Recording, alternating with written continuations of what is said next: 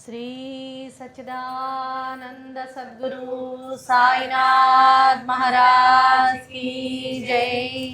श्री सच्चिदानंद सद्गुरु अलिवेलु मंगम्म सहित भरद्वाज महाराज की जय। श्री सच्चिदानंद सद्गुरु श्री नृसिंह सरस्वती स्वामी महाराज की జై జై సాయి మాస్టర్। ఈ ప్రపంచంలో అన్ని దేశాల్లోనూ అన్ని కాలాల్లోనూ ఎల్లప్పుడూ మన మధ్య మహాత్ములుగాను సద్గురువులుగాను అవతరిస్తూ మనలను సన్మార్గ వర్తనలు చేసేటటువంటి తత్వం ఈ సృష్టిలో ఏదైతే ఉన్నదో ఆ తత్వాన్ని దత్తాత్రేయ తత్వము అన్నారు పెద్దలు।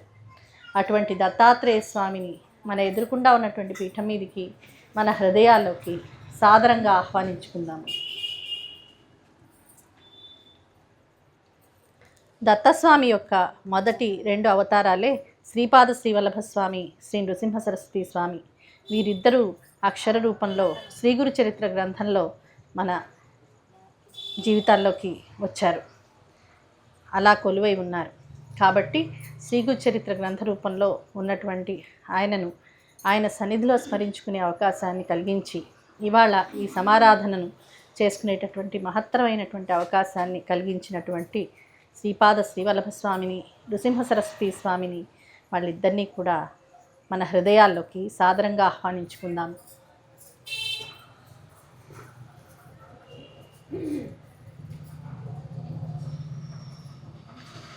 దత్తస్వామి యొక్క పరిపూర్ణమైన అవతారమే శ్రీ షిరిడి సాయినాథులు। ఆయన నేటి మన జీవిత సమస్యలన్నింటికీ పరిష్కార మార్గంగా అవతరించారని పూజ్యశ్రీ మాస్టర్ గారు చెప్పారు। అటువంటి సమర్థ సద్గురు అయిన సాయినాథుని మన ఎదురుకుండా ఉన్నటువంటి పీఠం మీదికి మన హృదయాల్లోకి సాదరంగా ఆహ్వానించుకుందాము।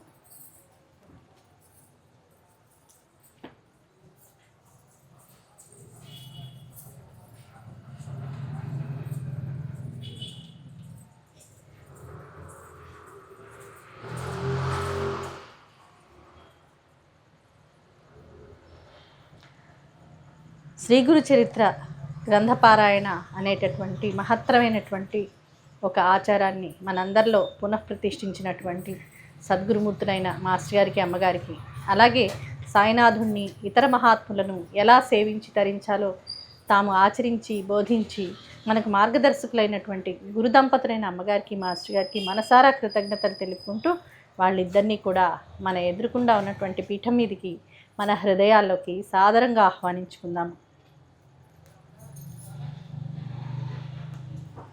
వీరందరూ కూడా తమకు తమ చిత్రపటానికి భేదం లేదని, తమ స్మరణ ఎక్కడైతే జరుగుతూ ఉంటుందో అక్కడ తాము ఉంటామని నేటికి భక్తులకు అనుభవాలు ఇస్తూ వస్తున్నారు కనుక ఇప్పుడు మనం చేసుకుంటున్నటువంటి ఈ సత్సంగం వాళ్ళందరి పవిత్ర సన్నిధిలో చేసుకుంటున్నాము అనేటటువంటి గుర్తుతో, శ్రద్ధతో, భక్తితో ఈ సత్సంగాన్ని జరుపుకుందాం।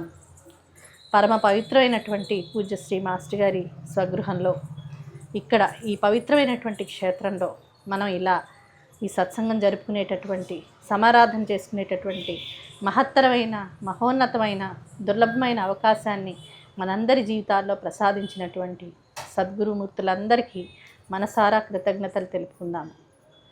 జై సాయి మాస్టర్। శ్రీ సచ్చిదానంద సద్గురు సాయినాథ్ మహారాజ్ की జై। శ్రీ సచ్చిదానంద సద్గురు అలివేలు మంగమ్మ సహిత భరద్వాజ మహారాజ్ की జై। శ్రీ సచ్చిదానంద సద్గురు శ్రీ నృసింహ సరస్వతి స్వామి మహారాజ్ की జై। జై సాయి మాస్టర్। మనకి ఈ సంవత్సరం ఒక అసలు ఊహించినటువంటి ఒకనొక మహత్తరమైనటువంటి అవకాశం మన సాయి మాస్టర్ భక్త బృందానికి కలిగింది। అదేంటంటే సాక్షాత్తు శ్రీగురుని మఠంలో, గాణగాపురంలో మనం శ్రీ గురు చరిత్ర ప్రవచనం చేసుకునేటటువంటి, అంటే శ్రీ గురు చరిత్ర సత్సంగం చేసుకునేటటువంటి అతి దుర్లభమైనటువంటి అవకాశం। అయితే ఇది చాలా తమాషాగా జరిగింది। మనం కొన్ని సంవత్సరాల క్రితం తంతుకు సేవ అని ఒక కార్యక్రమం చేసాం। ఏంటంటే అక్కడ గాణగాపురం వెళ్ళిన వాళ్ళకి తెలుస్తుంది, చాలా అక్కడ అంత నీట్గా ఉండదు. ఆ ఊర్లో వాళ్ళకి కూడా అది నీట్గా పెట్టుకోవడం అనేటటువంటిది అంతగా లేదు. కాబట్టి ఊరంతా చాలా చెత్త చెత్తగా ఉంటుంది. ఎందుకంటే చాలామంది భక్తులు వస్తూనే ఉంటారు. అక్కడ ఒక నియంత్రణ లేకపోయేసరికి ఊరంతా కూడా చాలా అశుభ్రంగా ఉన్నదన్నమాట. ఉన్నప్పుడు ఏమనిపించిందంటే, సాక్షాత్తు శ్రీగురుడు రోజు భిక్షకు వస్తారు కదా, ఇక్కడ సంచారం చేస్తారు కదా, ఇట్లా ఎట్లా ఉంచుతాము, వాటిని శుభ్రపరిస్తే బాగుంటుంది కదా, రోజు మధ్యాహ్నం ఆయన భిక్షకు వస్తారని అక్కడ భక్తుల అనుభవాలు చెప్తున్నాయి. మనకు శ్రీగురు చరిత్రలో స్వామి ప్రతిజ్ఞ చేస్తారు. కాబట్టి దత్త భిక్ష మాత్రం అక్కడ చాలా భక్తిగా ఇంట్లో ప్రతి వాళ్ళు కొంత వండుకుని తీసుకొచ్చి స్వామి వస్తారని భిక్ష ఇస్తారు. అలాగే ఆ భిక్ష తీసుకోవడం ఇవ్వటం అనేటటువంటి సాంప్రదాయం మటుకు అక్కడ చాలా కాలంగా అలా కొనసాగుతూనే ఉంది. ఆ శ్రద్ధ అందరికీ ఉంది. అసలు భిక్ష తీసుకెళ్ళేటప్పుడు చూడాలి, ఊరేగింపుగా ముగ్గులేసి భలే తీసుకెళ్తారు. చాలా చాలా భక్తిగా చాలా చక్కగా నైవేద్యాన్ని వండటం, తీసుకెళ్ళటం చేస్తారు. కానీ వెళ్ళే దారి ఆ చుట్టుపక్కల స్వామి భిక్షకు వస్తారుగా ఊర్లోకి కూడా, కాబట్టి ఆ ప్రదేశాలన్నీ చాలా అశుభ్రంగా ఉండడంతో మన భక్తులందరూ పూనుకుని చాలా శ్రమించి ఎంతో భక్తితో శ్రద్ధతో ఉత్సాహంతో మొత్తం క్లీన్ చేశారు. గాణగాపూర్ వాసులకి అది చాలా ఎప్పుడు ఊహించినటువంటి ఇట్లా కూడా చెయ్యొచ్చా, ఇట్లాంటి ఇనిషియేటివ్ ఒకటి చెయ్యొచ్చు అనమాట, ఇట్లా చేస్తారా వీళ్ళు అని పైగా మనం అంటే ఒక గౌరవం వచ్చింది. దాంతోపాటు మన వాళ్ళు వెళ్ళి ప్రవర్తించిన తీరు వాళ్ళకి విపరీతంగా నచ్చింది. వెళ్ళిన ప్రతి వాళ్ళు, కొంతమంది అయితే ఉండిపోయి సంవత్సర కాలం పాటు ఉండి అక్కడ డ్రైనేజీలన్నీ కూడా రీకన్స్ట్రక్ట్ చేశారు.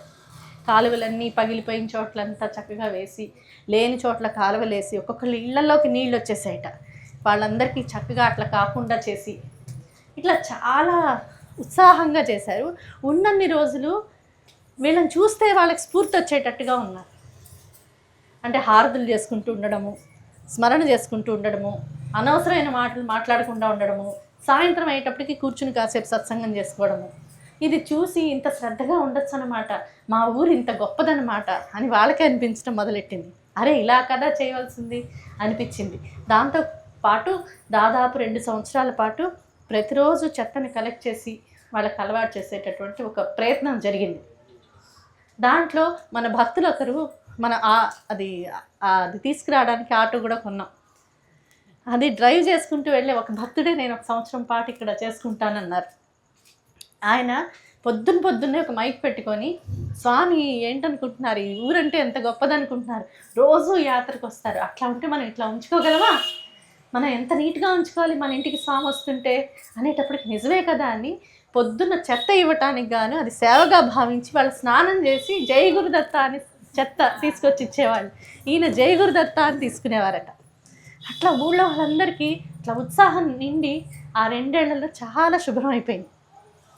పైగా మనం అంటే మాస్టర్ గారి భక్తులంటే చాలా మంచి అభిప్రాయం కలిగింది. అక్కడున్న పూజారులకు కూడా చాలా భక్తి గౌరవాలు ఏర్పడ్డాయి. మాస్టర్ గారు గురు చరిత్ర తెలుగులో ట్రాన్స్లేట్ చేశారు. ఈ ఆంధ్ర వాళ్ళందరూ తెచ్చే పుస్తకం అదే అలా తెలుసు. కానీ ఎంతోమంది స్వాములు ఎన్నో ఆశ్రమాలు అక్కడ వెలిసాయి, కానీ ఎవ్వరు కూడా ఇట్లాంటి అటెంప్ట్ చేయలేదు. కాబట్టి అరే వీళ్ళని సిన్సియర్గా వచ్చి ఇంత ప్రయత్నం చేశారు కదా అనేటటువంటి దృక్పథం వాళ్ళకి వచ్చింది. దానివల్ల ఏమైందంటే వాళ్ళల్లో ఒక పూజారి గారికి భిక్ష వాళ్ళకి ఎలా ఉంటుందంటే టర్న్స్ తిరుగుతూ ఉంటాయి. ఈ సంవత్సరం ఈ కుటుంబానికి, ఈ సంవత్సరం కాదు వారం ఈ వారం ఈ కుటుంబానికి, ఈ వారం ఈ కుటుంబానికి. భాస్కర శర్మ సంతతి కదా వాళ్ళంతా, ఇప్పుడు చాలామంది ఉన్నారు. అంతేగా వంశం పెరిగి చాలామంది అవుతారు కదా. ఒక్కొక్క కుటుంబానికి ఒక్కొక్క వారం వస్తుందన్నమాట భిక్ష సమర్పించుకునే అవకాశం. సడన్గా మాకు ఒకసారి ఫోన్ వచ్చింది. ఏంటంటే గుత్సిననే ఫోన్ చేశారు, ఇట్లా ప్రసన్న పూజారి గారు నాకు ఒక ఆయన ఉన్నారు, ఆయనకి అవకాశం వచ్చిందిట ఈ వారం, మీరు వచ్చి సమర్పించుకుంటే మీకు అవకాశం ఇద్దాం అనుకుంటున్నారు అని. అది ఇంకా అసలు ఎంత గొప్ప అదృష్టం కదా. దాని వెనకాల ఇంకొక లీల ఉన్నది. అదేంటంటే నేను పెళ్ళై వెళ్ళిపోయిన తర్వాత నేను వంట చేయడం మొదలెట్టాను. అంతకుముందు నేను వంట చేయలేదు కదా. వంట చేసుకునేటప్పుడు ఏమనుకునేదాన్ని అంటే, అరే నేను అమ్మగారి దగ్గర ఉన్నప్పుడు ఎప్పుడూ వంట చేసుకోలేదు కదా, ఇప్పుడు వంట మా ఇంట్లో జరుగుతున్నది, నేనైనా చేస్తున్నాను, నా దగ్గర ఉన్న వాళ్ళైనా చేస్తున్నారు, మన ఇంట్లో వంట చేస్తున్నాం కదా, అక్కడుండి చేస్తుంటే కనుక మాస్టారి విస్తర్లో అమ్మగారు చేసే నివేదనలో భాగంగా సమర్పించుకునే వాళ్ళం కదా అని అనుకున్నాను. అనుకుని ఒక ఒక థాట్ లాగా, అప్పటికి అసలు అవకాశమే లేదు, నేను హైదరాబాద్లో ఉన్నాను, అమ్మగారు ఇక్కడ ఉన్నారు, ఒక ఆలోచనలాగా ఎట్లా వచ్చిందంటే, నేను ఎప్పుడైనా సరే అమ్మగారికి దగ్గరలో ఉండే అవకాశం వస్తే నేను నైవేద్యం సమర్పించుకుంటాను అని ఊరికే అట్లా పాసింగ్ థాట్ లాగా వచ్చింది. కరెక్ట్గా అప్పుడే అమ్మగారు ఫోన్ చేశారు. ఏంటి ఆలోచిస్తున్నావు అన్నారు. అంటే ఇట్లా ఆలోచిస్తున్నాను అన్నాను. అంటే అదే ఉంది, నాన్నగారు తలుచుకుంటే ఎందుకు అవ్వదు, ఏదైనా అవుతుంది అని అన్నారు. అసలు అది కూడా నేను అంత సీరియస్గా, అదొక పాసింగ్ థాట్ లాగా వచ్చింది కదా, సీరియస్గా తీసుకోలేదు. అది జరిగిన ఒక 1 ఇయర్ లోపే అమ్మగారు హైదరాబాద్ వచ్చారు. హైదరాబాద్ వచ్చాక కూడా మేము ఉండేది ఈసీఐలో, అమ్మగారు ఉండేది చిక్కడపల్లి, అట్లా అవకాశం లాగా లేదు. తర్వాత కొంతకాలానికి పరిస్థితులు అనుకూలించి నేను మల్కాజ్గిరి షిఫ్ట్ అయ్యాను అనమాట, అమ్మగారి ఇంటికి దగ్గరలో. శ్రీకాంత్ గారు బాగా టూర్లు తిరుగుతూ ఉండేవారు, ఒక్కతివే ఉంటావు, అమ్మగారికి దగ్గరలో ఉంటే నాకు ధైర్యంగా ఉంటుందన్నారు, అక్కడ తీసుకొచ్చారు. అప్పటి నుంచి అమ్మగారికి భిక్ష మన ఇంటి నుంచి వెళ్ళడం, నైవేద్యంలో పెట్టడం అనే అవకాశం వచ్చింది. అది ఎన్నాళ్ళు ఉంటుందో నాకు తెలియదు కనుక, ఉద్యోగ రీత్యా ఎక్కడికైనా వెళ్ళాల్సి వస్తే వెళ్ళిపోతాం కనుక అమ్మగారికి చెప్పాను, దానికే ఉంది సమర్పించుకోన్నారు. ఇంక అక్కడి నుంచి పంపించడం జరుగుతుంది అనమాట. ఆ తర్వాత నాగోలు వచ్చాము. నాగోలుకి వచ్చాక ఇంకా అది మన ఇంట్లో ఒక ఆచారంగా నడుస్తూ ఉంది. అది అమ్మగారు సమాధి అయ్యేదాకా కూడా మన ఇంటి నుంచి రోజు భిక్ష కొంత మనం వండుకున్నది పంపిస్తే అమ్మగారు చేసిన నైవేద్యంలో మనది కూడా పడుతూ ఉండేది. సరే ఒంగోలు వచ్చాం. ఒంగోలు వచ్చాక నిలయానికి పంపించడం మొదలుపెట్టాను. అనుకోకుండా మందిరంలో కూడా సమర్పించుకునే అవకాశం మాస్టర్ గారు నాకు ప్రసాదించారు.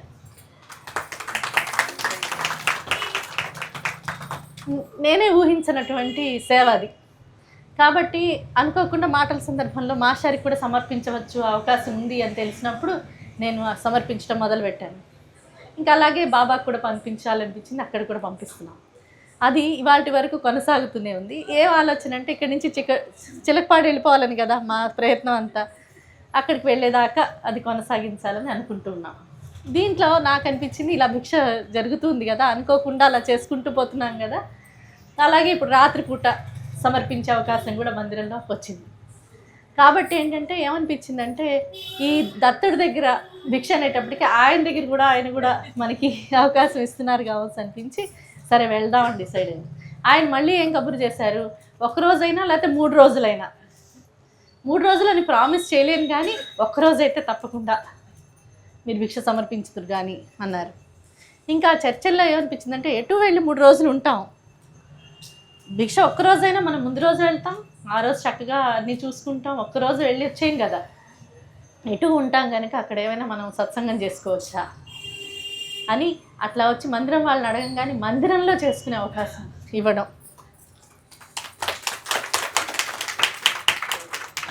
అది ఇంకా ఆశ్చర్యం అనిపించింది. అక్కడ ఇంతవరకు ఎవరికి కూడా అవకాశం ఇవ్వలేదట, మనకు అవకాశం ఇవ్వటం మాస్టర్ గారి అనుగ్రహం, అమ్మగారి అనుగ్రహం అని అనిపించిందనమాట. అనిపించి ఎంతో ఉత్సాహంగా వెళ్ళాము. వెంటనే మాకు అక్కడ నాగోల్లోను, బహుశా ఇక్కడున్నప్పుడు అమ్మగారు కూడా వీళ్ళకి చెప్పుంటారు, యాత్ర ఎలా చేయాలి, యాత్ర అని తెలిసినప్పటి నుంచి అమ్మగారు ప్రిపేర్ చేయించేవారు మా చేత. ఇప్పుడు నాకు ఊరికే వెళ్ళి రావటం మాత్రం అమ్మగారు ఎప్పుడు ఒప్పుకునేవారు కాదు. యాత్ర అని తెలిసింది అంటే ఇంక అప్పటి నుంచే ప్రిపరేషన్ దానికి మొదలైపోతుంది. అది ఎంతో దుర్లభమైనటువంటి అవకాశం అని ముందర మనసుల్లో బాగా సత్సంగంతో బాగా నింపుతారు. ఇక్కడి నుంచి మీరు ఎట్లా పడితే అట్లా ఉండకూడదు, ఆ ధ్యాసలో ఉండాలి, సద్వినియోగపరుచుకునేలాగా మనం ప్రిపేర్ అవ్వాలి, వాళ్ళ అనుగ్రహం కోసం ప్రార్థిస్తూ పారాయణ సత్సంగము సాధన చేసుకోవాలి అని అమ్మగారు చెప్తూ ఉండేవారు. ఎప్పుడైతే అమ్మగారితో కూడా యాత్రలు చేశాంగా, ఎప్పుడైతే యాత్ర అన్నామో అప్పటి నుంచే ప్రిపరేషన్ మొదలుపెట్టించేసేవారు. రోజు సాయంత్రం సత్సంగంలో ఆ ప్రిపరేషన్ జరిగేది. వ్యక్తిగతంగా కూడా ఇది చేసుకోండి అంటే అడిగేవాళ్ళు, ఇంకేం చేసుకోవాలి అమ్మగారు అని అడిగేవాళ్ళు. అడిగినప్పుడు అమ్మగారు చెప్పేవారు. అట్లాగా అది ముందర యాత్ర వెళ్దామని ఇంకా డేట్స్ కూడా ఫిక్స్ కాకముందు నుంచే మా దీక్షలు మొదలైపోయేవి అక్కడ నాగోలు వాస్తవ్యులకి. అది అయిపోయిన తర్వాత యాత్రకు వెళ్ళడం కూడా స్మరణతో వెళ్ళేలాగా జాగ్రత్త పడేవాళ్ళం. అక్కడ ఉన్నంత కాలం కూడా రోజు సత్సంగం జరిగేది. నిరంతరం ఒకటి ఏంటంటే అమ్మగారి సాన్నిధ్యం యొక్క ప్రభావం కూడా చాలా ఎక్కువ ఉంటుంది. నిరంతరం సత్సంగం ఇక్కడ కాకపోతే ఏదో ఒకటి అక్కడ ఉండంగా కూడా ఏం చేయాలో చెప్తూ ఉండేవారు కదా. దాంతో మనకి అక్కడక్కడే ఇంకా బాగా దాన్ని సద్వినియోగపరుచుకునే అవకాశం కలిగేది. ఒక్కొక్కసారి ప్రదక్షిణ చేసుకోమని చెప్పేవారు, ఒక్కొక్కసారి పారాయణలు ఎటు చేసుకునేవాళ్ళం. దాంతోపాటు ఒక్కొక్కసారి క్విజ్ లాంటిది కండక్ట్ చేసేవాళ్ళు, ఒక్కొక్కసారి మన జరిగిన అనుభవాలన్నీ మాట్లాడుకునేవాళ్ళం, ఒక్కొక్కసారి సిద్ధాంతం గురించి చెప్పేవాళ్ళు. ధ్యానం చేసుకోవడం, అక్కడ ఎట్లా స్మరణ చేసుకోవాలి, అక్కడ ఏం భావన చేసుకోవాలి, అమ్మగారితో కలిసి యాత్ర వెళ్ళి దర్శనం చేసుకుని రావటం, విడిగా దర్శనానికి వెళ్ళినప్పుడు ఎట్లా ఉండాలి.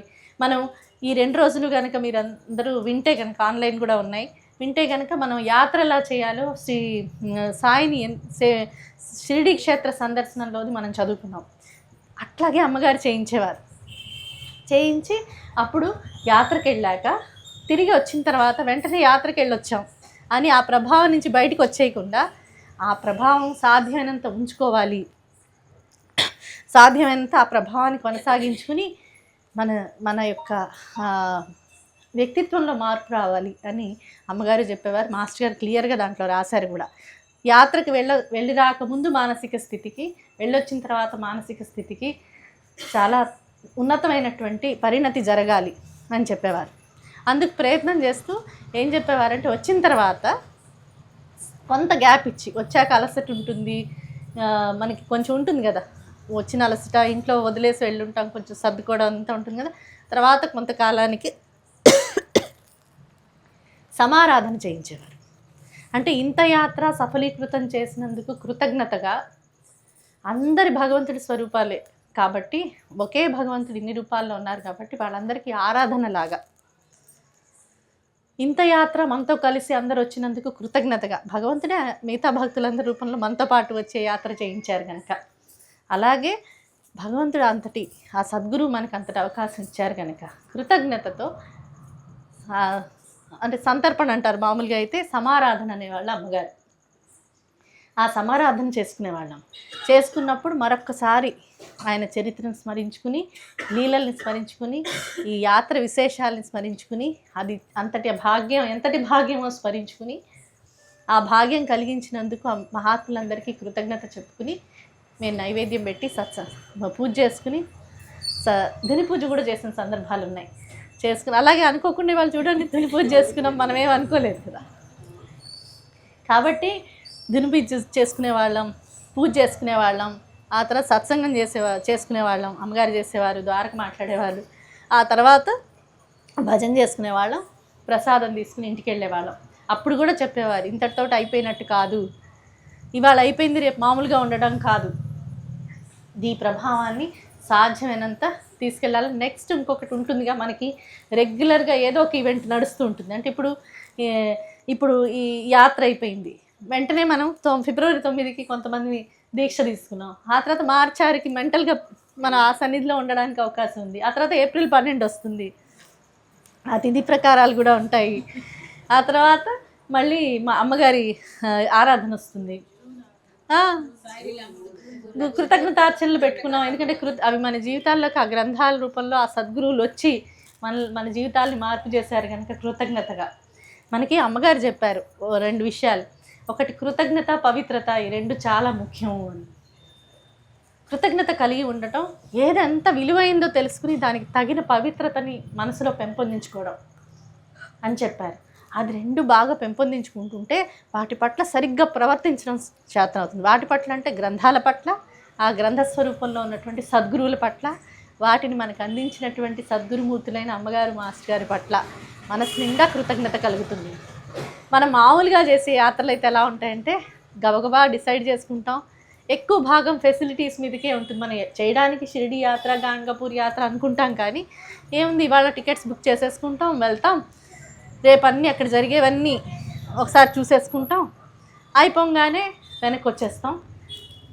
అక్కడ ఫెసిలిటీస్ బాగుండేవి జాగ్రత్తగా చూసుకుంటాం. ఒకవేళ బాగాలేదంటే మనకి భగవంతుడి మీద కంటే కూడా ఫెసిలిటీస్ మీదకి దృష్టి వెళ్ళిపోతుంది, ఎందుకంటే ప్రిపేర్ అయ్యి వెళ్ళాం కదా.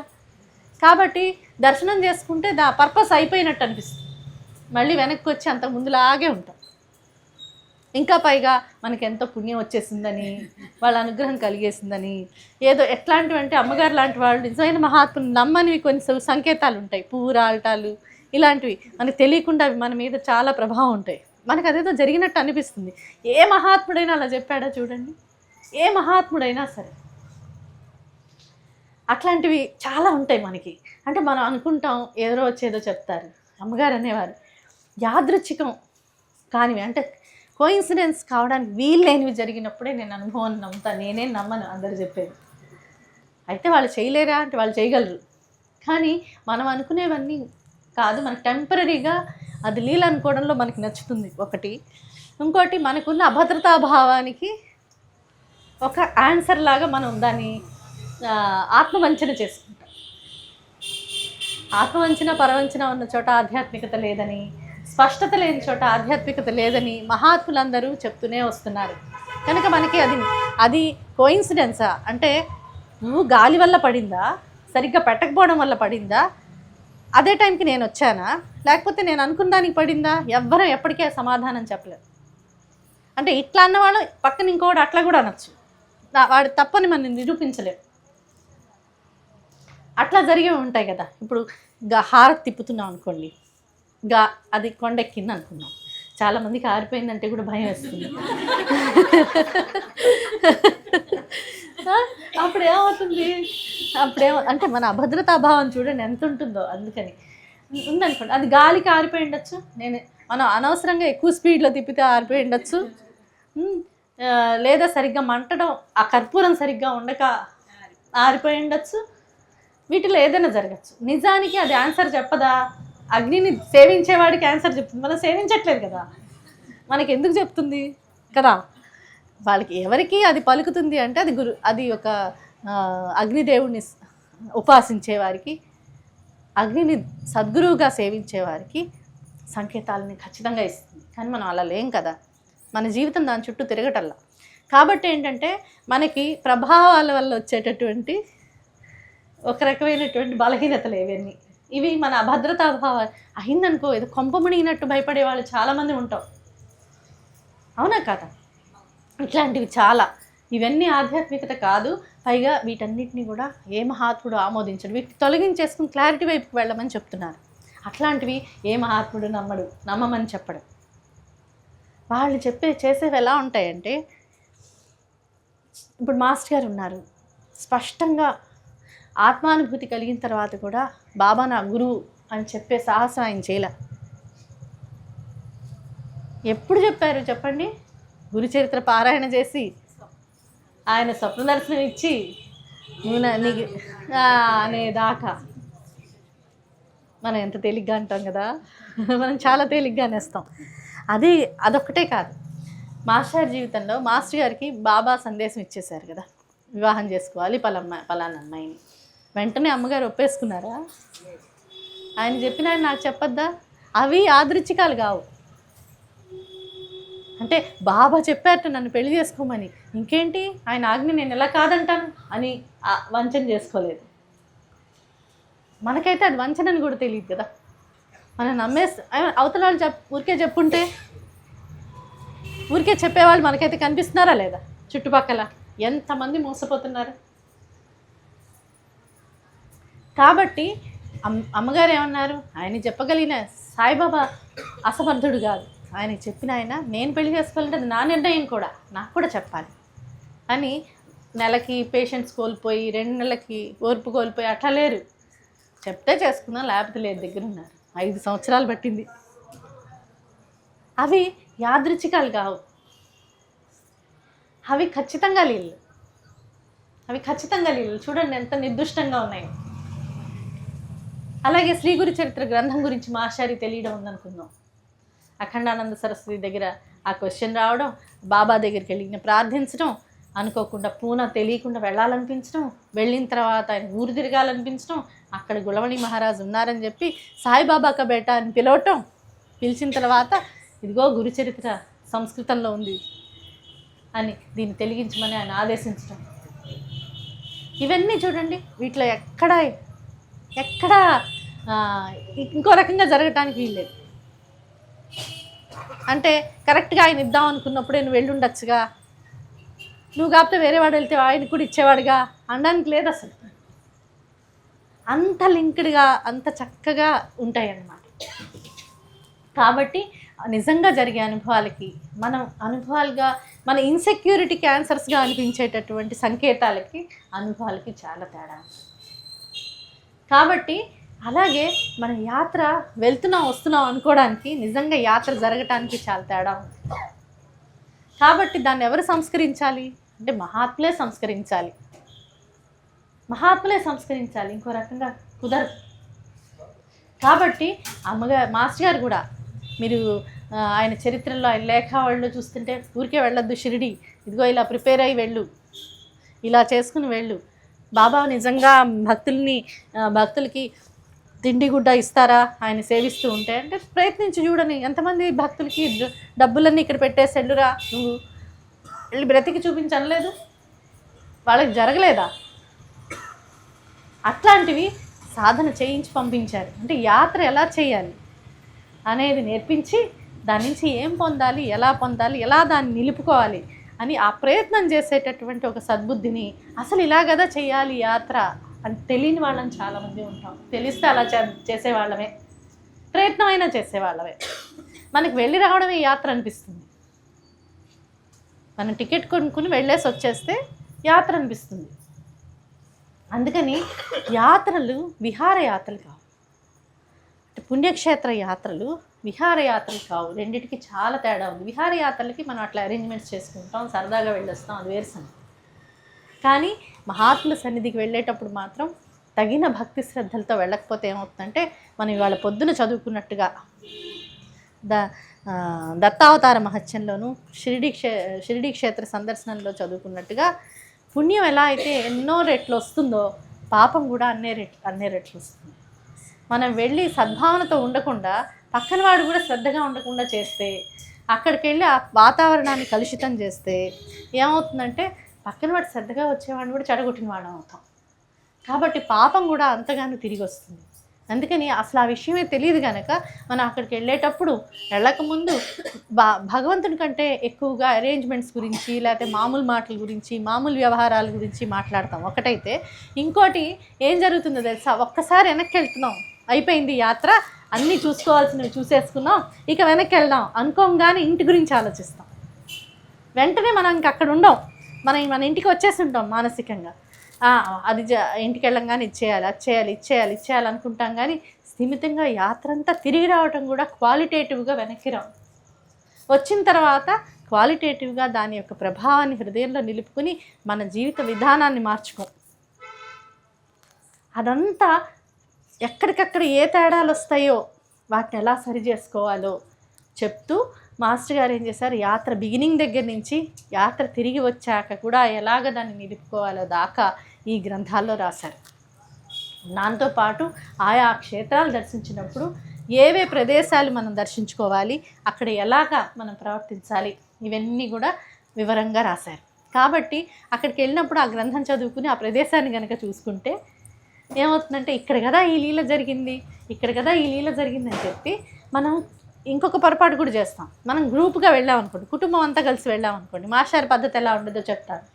నేను చిన్నపిల్లలు అయినప్పుడైనా సరే మాస్టర్ గారు ఏం చెప్పేవారంటే, ఇదిగో చిన్న ఊరు కదా, తెలుగే వచ్చు నాకు, కాబట్టి ఏం చెప్పేవారనమాట, పొద్దున్నే లేచి నేను ఇదిగో ఈ 4 ప్రదేశాల్లోనే ఉంటాను, ఉంటేలేండి, లేకపోతే ద్వారకమాయి, లేకపోతే బాబా మందిరం, లేకపోతే చావడి, ఈ 4 చోట్లలోనే ఉంటాను.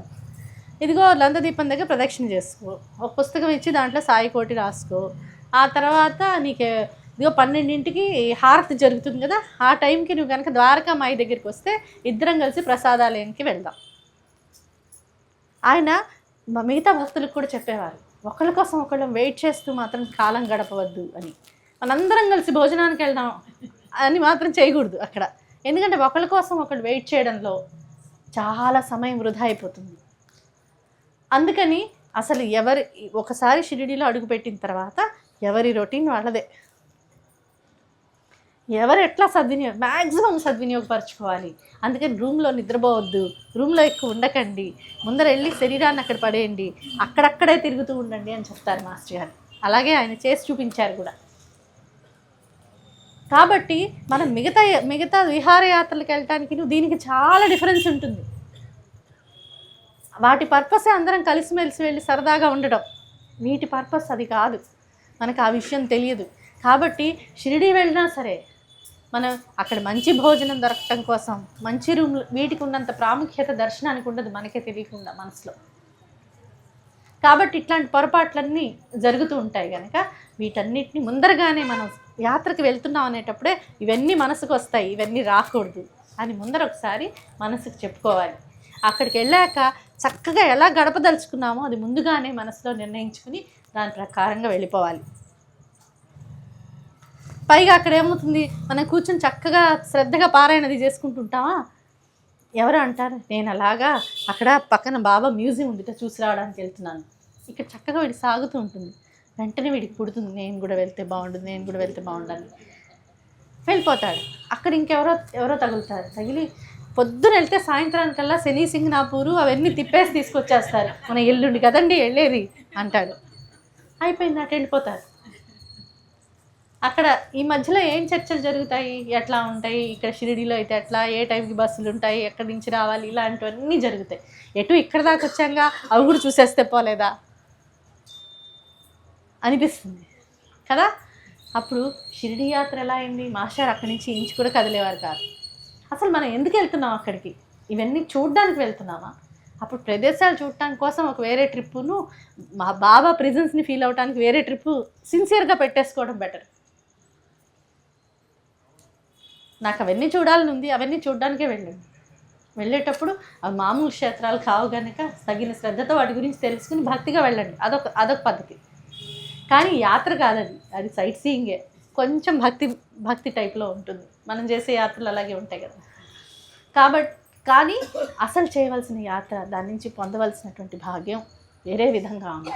ఒక్కసారి యాత్ర చేసి వస్తే చాలా రోజులు యాత్రకి మళ్ళీ వెళ్ళాల్సిన అవసరం పడకూడదు అని చెప్పేవారు అమ్మగారు. అది ఒక అవసరం. ఎట్లాంటి అవసరం, నిరంతరం బాబా మార్గంలో నడవడానికి ట్రై చేస్తున్నప్పుడు ఒక్కసారి అట్లా వెళ్ళి వస్తే ఈసారి ఇంట్లో కూర్చుని చేసేది ఇంకా బాగా జరుగుతుంది.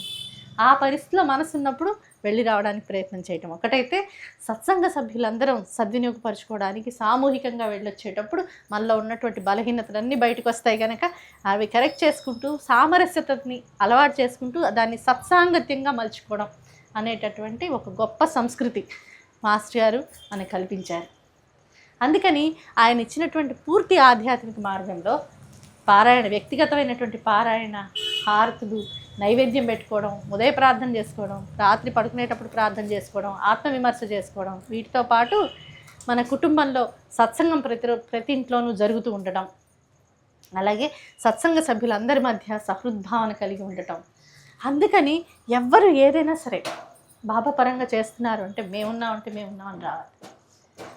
ఇది చేస్తున్నా, మేము చాలాసార్లు వెళ్ళామండి సత్సంగంలో, అదేగా హాలీలాంబతులేగా చదివేది, చాలా సంవత్సరాల నుంచి వెళ్తున్నాం, వెళ్ళక్కర్లే.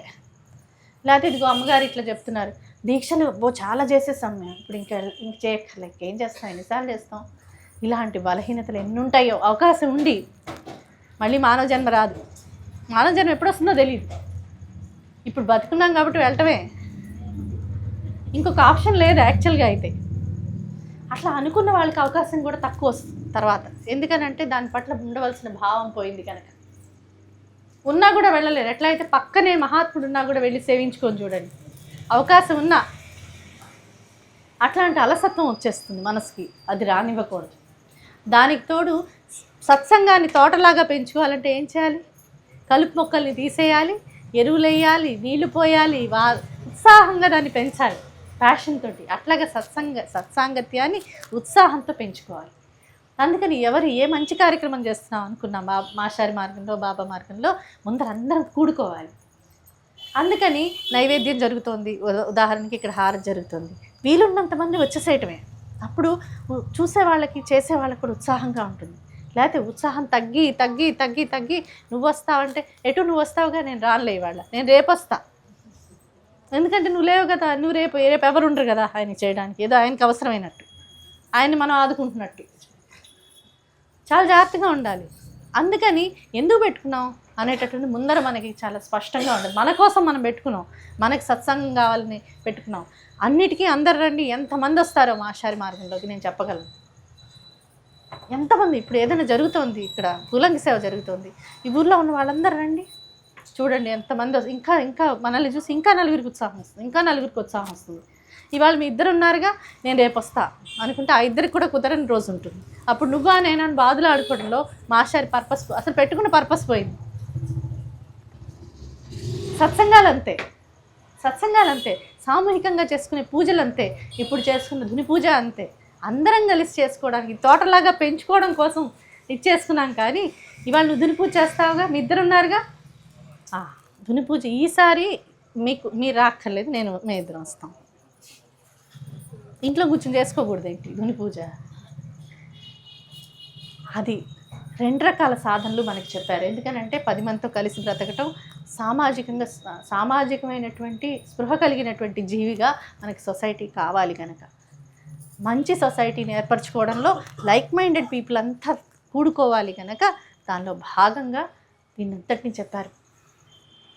అందుకని ఎప్పుడు ఏం చేయాలి, ఈ వ్యక్తిగత సాధనని పరిపుష్టం చేసేలాగా సామూహిక సాధనని పరిపుష్టం చేసేలాగా వ్యక్తిగత సాధన, ఈ 2 ఒకదానికొకటి మమేకమై వెళ్ళాలి అని సత్సంగం భజనలో మాస్టర్ స్పష్టంగా రాశారు.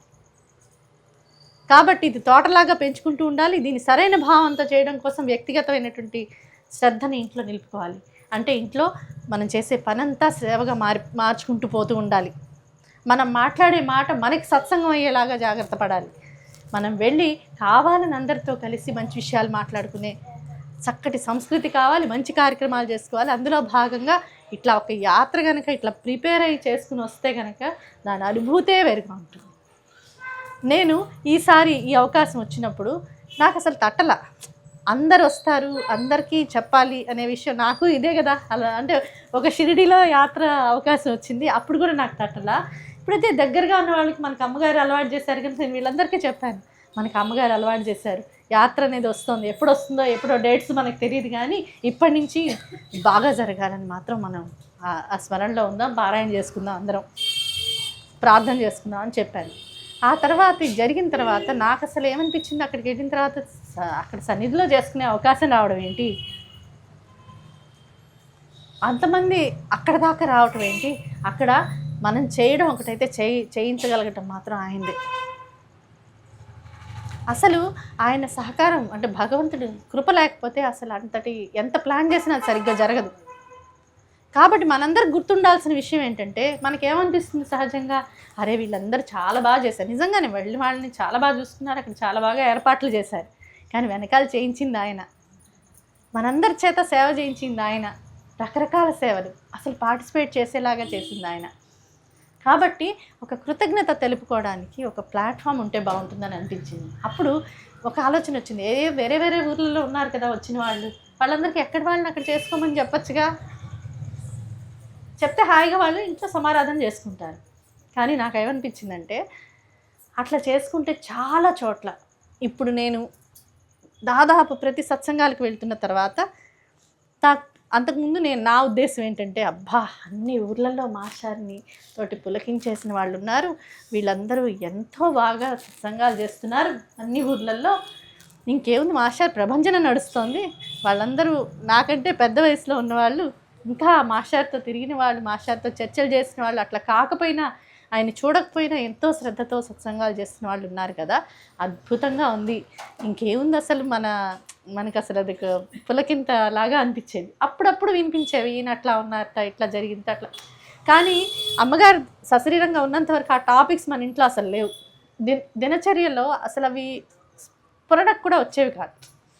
కాబట్టి అది ఎక్కడో విన్న వార్తలా ఉండేది, సరే అది మనకి దానికి సంబంధం ఏం లేదు కదా, సో అట్లా ఉండేది.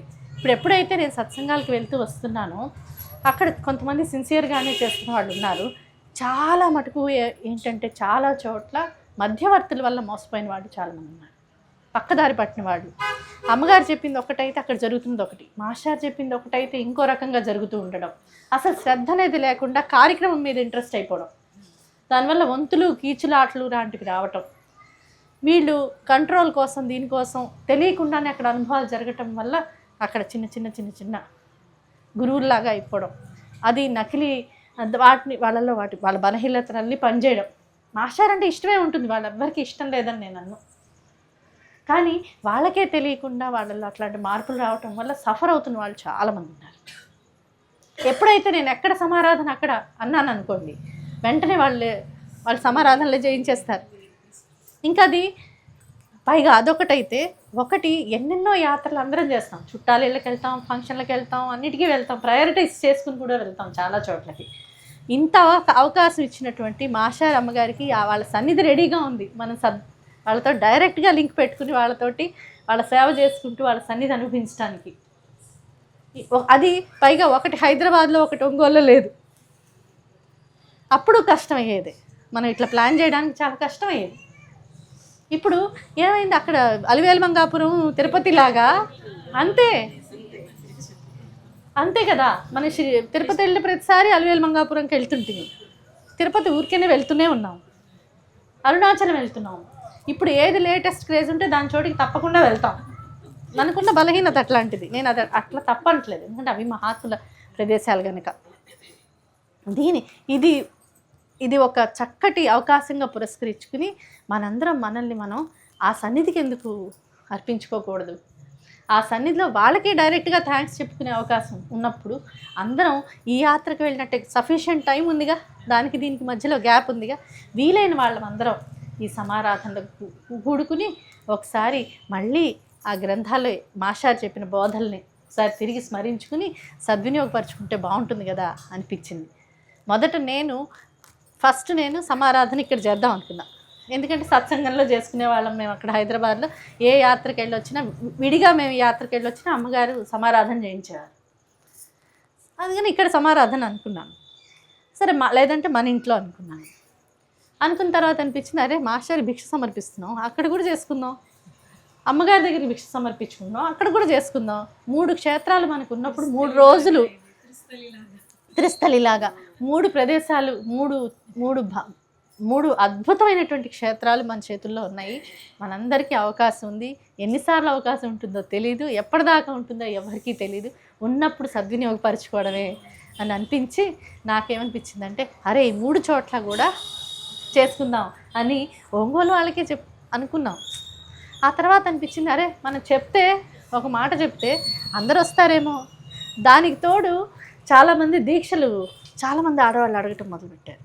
ఆడవాళ్లే కాదు, చాలామంది ఒక దీక్షలాగా ఉంటే మేము పట్టుదలతో ఆ గ్రంథాలు చదువుతామేమోనండి, లేకపోతే చదువుదాంలే అనుకుంటూ అలా లేట్ అయిపోతుంది. ఆ పుస్తకాలు అలానే ఉంటూనే మేము చేయట్లేదు, ఒక ఉత్సాహంగా చేయడానికి ఏదైనా దీక్ష ఉంటే బాగుంటుంది అని అన్నప్పుడు నాకు మా నాగోలు వాళ్ళు గుర్తొచ్చారు. అమ్మగారిని తిరిగి దీక్షలు అడుగుతూ ఉన్నారు. అమ్మ ఊరికేనే గడిచిపోతున్నాయి రోజులు, అమ్మ మీరు ఏదైనా చెప్తే మేము చక్కగా చేసుకుంటాం అంటే అమ్మగారు అలా చెప్పారు.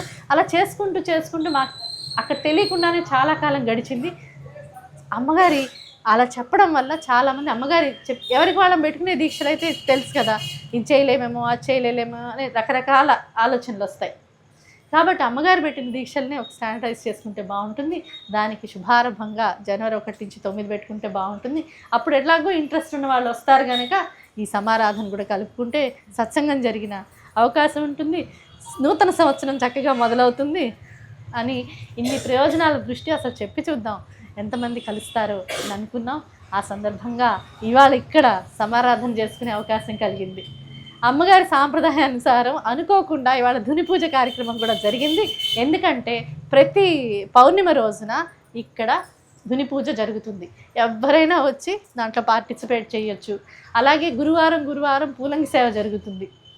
ఇట్లాగా చాలా సేవలు వీళ్ళు చేసుకుంటూ ఉంటారు, కానీ ఎవరికి తెలీదు, పార్టిసిపేట్ చేయొచ్చని కూడా చాలామందికి తెలియదు. ఆ అవకాశం ఇవాళ పౌర్ణిమ కావటం వల్ల ఓహో అమ్మగారి సంకల్పం మా చేత చేయించింది, ఇక్కడ ఆటోమేటిక్గా జరిగింది అని అనిపించింది అన్నమాట. అలా ఇక్కడ చేసుకున్నాం. తర్వాత గాన్గాపూర్ యాత్రలోని చాలా విశేషాలు. అక్కడికి వెళ్ళిన తర్వాత మొదటి రోజు నేనైతే అనుకున్నాను నా ముఖ్యమైన సేవ అక్కడ నేను చెప్పేటటువంటి నాకు అవకాశం ఇచ్చినటువంటి సత్సంగ సేవ, అది చక్కగా జరగాలి. ప్లస్ నాతో పాటు పాప ఉంటుంది, ఇవన్నీ ఉన్నాయిగా, కొంచెం బాధ్యతలు కూడా ఉన్నాయి. కాబట్టి నేను ముందర వెళ్ళి ఒకసారి అన్ని దర్శనం చేసేసుకుని అప్పుడు చేసుకున్నాను అనమాట. అప్పటి నుంచి ప్రవచనానికి వెళ్ళి రావటం, దర్శనానికి వెళ్ళి రావటం ఇది పెట్టుకున్నాను. పెట్టుకుంటే అనుకోకుండా ఏమైందంటే మధ్యలో ఒక రోజున ముందు రోజునే వెళ్తూ ఉంటే అక్కడ విశ్రాంతి కట్ట దగ్గర కూర్చుని ఉంటే ఏమైందంటే అప్పుడే అన్ని అష్టమ తీర్థాలు తిరిగేసి వచ్చిన తర్వాత అక్కడ సంగమం దగ్గర అందరూ టీ తాగారు. సరే, అందులో అల్లం వేస్తే నాకు అంత యాలక్కాయలు వేస్తే నాకు కొంచెం తలనొప్పి వస్తుంది తాగితే. ఉన్నాయి, నేను ఇంక తాగలేదు, టీ నేను తీసుకోలేదు. మన ఇంట్లో అమ్మగారు ఉన్నప్పటి నుంచి హెర్బల్ టీ తాగడం అలవాటు. అమ్మగారు ఎన్ని రకాల హెర్బల్ టీలు పెట్టించేవాళ్ళు, చాలా రుచిగా కూడా ఉండేవి. సరే, నేనేం చేశానంటే ఆ విశ్రాంతి కట్ట దగ్గరికి వెళ్ళిన తర్వాత అక్కడ నమస్కారం చేసుకున్న తర్వాత అక్కడ ఒకతను కూర్చుని అతనే చెప్తూ ఉన్నాడు, ఇక్కడ నిజంగా స్వామి వస్తారు, పొద్దున్న 10 ప్రతిరోజు సంగమానికి వెళ్ళొస్తే ఇక్కడ ఆపుతారు, ఇక్కడ మీరు మామూలు అనుకోకండి, ఈ ప్రదేశాన్ని నేను ఇక్కడే ఉండిపోతాను, ఇక్కడ బోల్డ్ అని అనుభవాలు, ఎంతమందికి అనుభవాలు ఇచ్చారో, దర్శనం ఇచ్చారో స్వామి, ఇక్కడ ఇది మామూలు క్షేత్రం కాదండి అని చెప్పి అతను చెప్పాడు. చెప్తే ఆయన చాలా అనుభవాలు ఇచ్చాడు అన్నారుగా. మా అమ్మాయి ఉండి ఏం అనుభవాలు ఇచ్చారో అడుగుని. యాక్చువల్లీ అందరూ తీర్థాలు చూసేసి వెనక్కి వచ్చేసి మళ్ళీ ఇంకా కొన్ని చూడాలనుకుంటున్నాం యాక్చువల్గా. అంటే ఇంకా అది దర్శనం చేసుకుని ఇంక వెనక్కి వచ్చే ప్రయత్నంలో ఉన్నాం. అంటే ఆయన ఉండి ఇంకా చెప్పడం మొదలుపెట్టాడు. ఆయన చనిపోదామని సంగమంలో దూకడానికి వెళ్ళారట. వ్యాపారంలో మొత్తం నష్టపోయి, అప్పులు పాలైపోయి, అవమానాలు పాలైపోయి ఇంక చనిపోవాలని నిర్ణయించుకుని సంగమంలో దూకుతుంటే స్వామి చేయబట్టి బయటికి లాగి తీసుకొచ్చి అక్కడ కూర్చోబెట్టి ఆయన కూడా చాలాసేపు కూర్చున్నారట. ఆ తర్వాత అతనికి ఇంక అక్కడ మనశ్శాంతి విపరీతంగా వచ్చేసిందట. మనశ్శాంతి వచ్చేసి ఇంక ఇక్కడే స్వామి తీసుకొచ్చి ఇక్కడ కూర్చోబెట్టాడు కదా, నేను ఇక్కడే సేవ చేసుకుంటుంటానని చెప్పి అనుకున్నాడట. అనుకుంటే చాలాసార్లు అతనికి అక్కడ స్వామి కూర్చుని దర్శనమిస్తూ ఉన్నారట. ఇంకా అతను అక్కడ సేవ చేసుకుంటూ ఉంటాడనమాట. అతనుకున్న వ్యాపారాన్ని ఆ దగ్గర ఊర్లలోనే డైరీ వ్యాపారం, బేకరీ ఐటమ్స్ చేసి ఇస్తూ ఉంటాడట. ఆ చుట్టుపక్కల గ్రామాల్లోనే చేస్తూ ఉంటాడు, అక్కడ సేవ చేసుకుంటూ ఉంటాడు. అతనుండి లీలలన్నీ చెప్తున్నారు, ఇట్లా మా ఫ్రెండ్స్ అందరం వచ్చాం, మా ఇద్దరికి మాత్రం మాకు ఇట్లాగా స్వామి దర్శనం అయింది, మిగతా వాళ్ళకి కనిపించలేదు, ఇట్లా చాలా చెప్తూ ఈయన 10 ఇక్కడికి వస్తారు కదా, 10 ఇక్కడ మేము రోజు భిక్ష సమర్పించుకుంటాం. మనకి ఊర్లో ఎలాగైతే 12 భిక్ష స్వామికి వెళ్తుందో ఇక్కడ 12 పొద్దున 10 రోజు భిక్ష జరుగుతుంటే ఒక 100 మందికి 5 నిమిషాల ముందు కూడా ఒక్కొక్కసారి ఎవ్వరు ఉండరట. వీళ్ళు వండి రెడీగా ఉంటారట. సడన్గా 100 మాత్రం ఖచ్చితంగా అయిపోతాయి. ఆ అవకాశం మన భక్తులందరూ కూడా వెళ్ళి అక్కడ భిక్ష సమర్పించుకోవడం జరిగిందనమాట. ఆ రోజు అతను చెప్తూ, మీరు కూర్చోండి, ప్రసాదం ఇస్తే ఇంకా అయిపోయింది, వచ్చేస్తుంటే మీకు ప్రసాదం ఇస్తాం, కూర్చోండి అన్న. కూర్చొని తీసుకొచ్చి లెమన్ టీ, హెర్బల్ టీ, అసలు చిన్నవి ఇప్పుడు అది యాదృచ్ఛికం అవడానికి అవకాశం లేదు. ఎవరైనా మామూలు టీ పెడతారు కదా, ఎక్కడికైనా వెళ్తే మామూలు టీ పెడతారు, వాళ్ళు భిక్ష సమర్పించుకుంటూనే ఉంటారు, అక్కడే వండుతూ ఉంటారు కాబట్టి స్టవ్ లేకపోవడం, పాలు లేకపోవడం ఇలాంటివి ఏమి ఉండవు కదా. కానీ చాలా ఆశ్చర్యకరంగా ఎంతో మధురంగా ఉంది అసలు ఆ టీ. మా అందరికీ అది ప్రసాదంగా దొరికిందనమాట. ఆ తర్వాత ఇంకొకటి ఏం జరిగిందంటే లీల, నాకు అమ్మగారు కొంతమంది మనకి సంస్కారాన్ని అనుసరించి మహాత్ములు మనకి కొన్ని చేసుకోమని చెప్తారు కదా, అలాగా మాకు ఆచారంగా ఇంట్లో నాగుల చవితికి పాలు పోసే ఒక ఆచారం ఉంది. అమ్మగారు దాన్ని కొనసాగించుకోమని చెప్పారు. ఈసారి నాగుల చవితికి నాకు కుదరలేదు. సరే, అక్కడికి వెళ్ళినప్పుడు సుబ్రహ్మణ్య షష్ఠి వచ్చింది. సరే, ఆ రోజు అక్కడ నేనేమనుకున్నాను, ఇది పల్లెటూరే కదా, ఎక్కడ కూడా ఏదో ఒక ఆచారం ఉంటుంది, నాగుల చవితో లేకపోతే ఏదో ఒకటి ఉంటుంది కదా, నాగదేవతను పూజించుకునే సంస్కారం అన్ని చోట్ల ఉంటుంది కదా. సో ఒక పుట్టు ఉంటుంది ఊర్లో, మనం వెళ్ళి పాలు పోసేసి వచ్చేద్దాం అన్నట్లుగా ఉంటే అసలు అక్కడ ఎక్కడా పుట్టలు లేవు. వెళ్ళారు, వెతికారు, ఎక్కడా పుట్టలే లేవు. చివరికి ఏం తెలిసిందంటే, దూరంగా పొలాల్లో ఒక మందిరం ఉంది, ఆ మందిరం దగ్గర వెనకాల పుట్టు ఉంది. ఆ పుట్ట మీద కూడా రేకులు ఇలా వేసేసి ఉన్నాయి. ఆ పుట్ట ఉంది అని అంటారు, అక్కడికి వెళ్ళి ఇంక సమర్పించేసుకోండి. తీరా చూస్తే అక్కడికి దారి లేదు వెళ్ళటానికి, పొలంలోంచి మామూలు చెట్లలోంచి నడిచి వెళ్ళాలన్నమాట. అది మన వాళ్ళు వెళ్ళి కొంచెం హెల్ప్ చేశారు. నేను వెళ్ళాను. అక్కడికి వెళ్తే తెలిసిన విషయం ఏంటంటే, అది సాయం దేవుడికి స్వామి దర్శనం ఇచ్చినటువంటి మందిరం అట. ఎన్నోసార్లు గాణగాపురం వెళ్ళాం కానీ ఆ లీల చదువుకోవడమే కానీ ఆ స్థానం మనకి తెలియదు. అయితే వాళ్ళు ఏం చెప్పారు, ఇక్కడ అందరూ అంటారు, అది నిజమో కాదో అని చెప్పంటే దత్తావతార మహత్యంలో అక్కడ ఇది ఉంది అని చెప్పి అప్పుడే చూసుకున్నాను, అక్కడ ఉందని తెలిసింది. అక్కడ ఉంది. అక్కడికి వెళ్ళంగానే అక్కడ ఒక పూజారి గారే ఉన్నారు. ఆయన బాగా వివరంగా చేయించారు, మన చేతే అభిషేకం చేయించారు. అక్కడ చాలా బాగా జరిగిందనమాట. అట్లా అమ్మగారు ఈ నెపంతో అక్కడ ఆ క్షేత్రం ఒకటి ఉందని. ఆయన పర్వతేశుడు వంశం వాడు, ఆ పూజారి పర్వతేశుడు వంశం వాడు అనమాట. ఆ పర్వతేశుడికి ఇచ్చిన పొలం చాలా పెద్ద పొలం, దాంట్లో భాగాలు చేసేసుకున్నారు. ఇతనికి వచ్చిన భాగంలో ఆ గుడి ఉంది. అట్లాగా అది దర్శనమైంది. అది కొంచెం విశేషంగా అనిపించింది నాకు. అట్లా చాలా బాగా అన్ని రోజులు చక్కగా జరిగింది. మధ్యలో ఏమైంది, ఫస్ట్ రోజు కన్నడం వాళ్ళు అడిగారు, మీరు తెలుగులో చెప్తే మాకు ఎలా అర్థం అవుతుందని. అనుకోకుండా ఒక కన్నడం ఆయన మనకి ట్రాన్స్లేషన్స్ చేస్తున్న ఆయన నేను వచ్చి చెప్తానన్నారు. తీరా చూస్తే ఆ కన్నడంలో నేను చెప్పడం నాకే అలవాట్లేదు కదా, కన్నడ నాకు ఆపి చెప్పడం నాకు అలవాట్లేదు. ఎట్లాగో ప్రయత్నం చేసి మొదటి రోజు చేశాం. చేసేటప్పటికి నేను ఈరోజు ఇంత కవర్ చేద్దాం అనుకున్న దాంట్లో పావుభాగం అయింది. నేను చెప్పా ఆయన చెప్పా కదా అంటే సగం టైం అక్కడే పోతుంది కదా. తీరా చూస్తే నలుగురే ఉన్నారట. వాళ్ళే వచ్చి చెప్పారట, మీరు ఇలా చెప్పుకుంటే మీరు సప్తాహం అని పెట్టుకున్నారు, మా నలుగురి కోసం మీరు కన్నడంలో చెప్తూ ఉంటే మీకు ఎప్పుడు అవుతుంది, మాకు చాలామంది వస్తే సరే వేరే సంగతి, అట్లా కాకుండా మీరు చేసేసుకోండి అన్నారు. అందుకని మన్నాడు మళ్ళీ మొదటి నుంచి మొదలుపెట్టి నేనే ధ్యాసలో ఉన్నానంటే మన వాళ్ళందరూ గురుచరిత్ర చదివేసి ఉన్నారు కదా, వాళ్ళందరికీ తెలుసు కదా అన్న దృష్టితో నేను దాంట్లో మాస్టర్ చెప్పిన ప్రస్తావన చెప్పేస్తూ కథను అలా పైన కొనిస్తున్నా. ఇంతలోకే కొంతమంది వచ్చారు, అసలు మేము ఇక్కడ ఉందని తెలిసాక అడ్వర్టైజ్మెంట్ చూసి మేము పుస్తకాలు కొనుక్కుని వచ్చాం, మా గురుచరిత్ర తెలీదు. అప్పటికి 3వ రోజు వచ్చింది. ఉన్న వాళ్ళకి కూడా టెన్షన్, ఎందుకని ప్రస్తావన నుంచి మొదటి చాప్టర్ కూడా అవ్వాలి. అప్పటికి యాక్చువల్గా ఏం జరుగుతుందంటే మాస్టర్ వివరణ అంతా ఎక్కువగా అక్కడే ఉంటుంది కాబట్టి ఎప్పుడు 3వ రోజుకి ఎన్నిసార్లు ప్రయత్నం చేసినా విన్న వాళ్ళకి తెలుస్తుంది. 3వ రోజుకి ఇంకా అక్కడ దాకే ఉంటాం. ఫస్ట్ టైం నాకు టెన్షన్ వచ్చింది, కానీ తర్వాత నుంచి అర్థమైంది ఈ పుస్తకం పద్ధతే అంతా. ఎందుకంటే మొదట్లో మాస్టర్ అన్నీ వివరించుకుంటూ ముందు మాట దగ్గర నుంచి ఒక్కొక్కటి గ్రంథ మహాత్మ్యం, దాంతో మహాత్ములైన వాళ్ళు ఎవరు అన్నీ చెప్పుకుంటూ వస్తారు.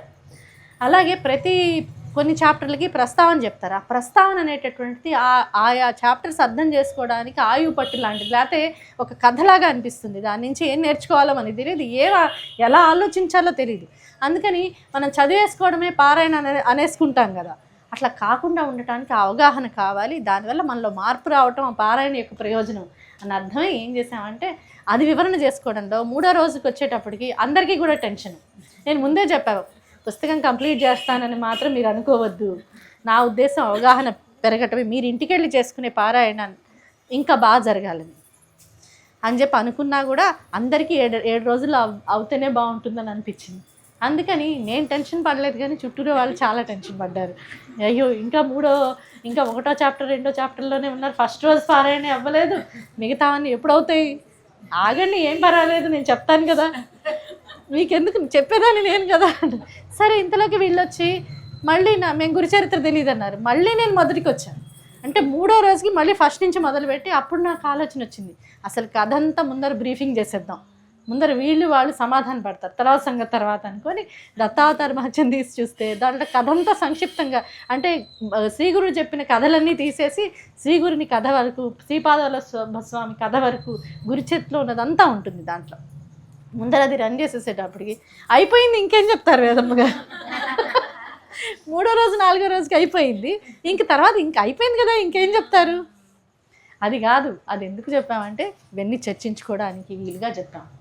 ఇప్పుడు సమారాధనలో భాగంగా ఏం చేసామంటే, మరి దత్తావతార మహత్యం సగం ఏం చదివాం కదా, మిగతాదంతా చదువుకున్నాం. యాత్ర గురించి మాస్టర్ గారు చెప్పినటువంటి షిరిడీ క్షేత్ర సందర్శనంలో యాత్ర గురించి మాస్టర్ చెప్పినవి, యాత్ర ఎలా చేయాలి, యాత్ర ఎందుకు చేయాలి, చేసినప్పుడు ఎలా ఉండాలి, చేస్తున్నప్పుడు ఎలా ఉండాలి, అక్కడ ఎంత జాగ్రత్త పడాలి, తిరిగి వచ్చిన తర్వాత ఏం జాగ్రత్తలు తీసుకోవాలి, దాన్ని ఎట్లా మనసులో నిలుపుకునే యాత్రని సార్థకం చేసుకోవాలి, ఈ పార్ట్ వరకు ఇవాళ మనం ఇక్కడ ఈ సమారాధనలో భాగంగా స్మరించుకున్నాం అన్నమాట. అది నా వైపు నుంచి వర్షన్, యాత్రలో ఏం జరిగింది అనే దానికి. బాగుందా? బాగా చెప్తారు సార్. అలాగే సంతోషం చాలా. లాస్ట్ రోజు రుద్రాభిషేకం జరిగింది, భిక్ష జరిగింది, శ్రీకాంత్ గారు ముగింపు సత్సంగం చేశారు, బాగా జరిగింది. అలాగా చక్కగా యాత్ర చేసుకుని వచ్చి ఈ సమారాధన కూడా చక్కగా జరిగింది ఇప్పటి వరకు. ఇంకా రేపు మాస్టర్ దగ్గర సమర్పించడంతో ఇది పరిపూర్ణం అవుతుంది. అక్కడ భక్తుల వైపు నుంచి ఏం చేసుకున్నారో ఒకసారి కూర్చుని భక్తుల వైపు నుంచి రోజు జరిగిన యాత్ర, రోజు ఒక చోటుకు వెళ్ళారు కదా వీళ్ళంతా, చెప్తావా? చాలామంది లేని వాళ్ళు కూడా ఉన్నారు.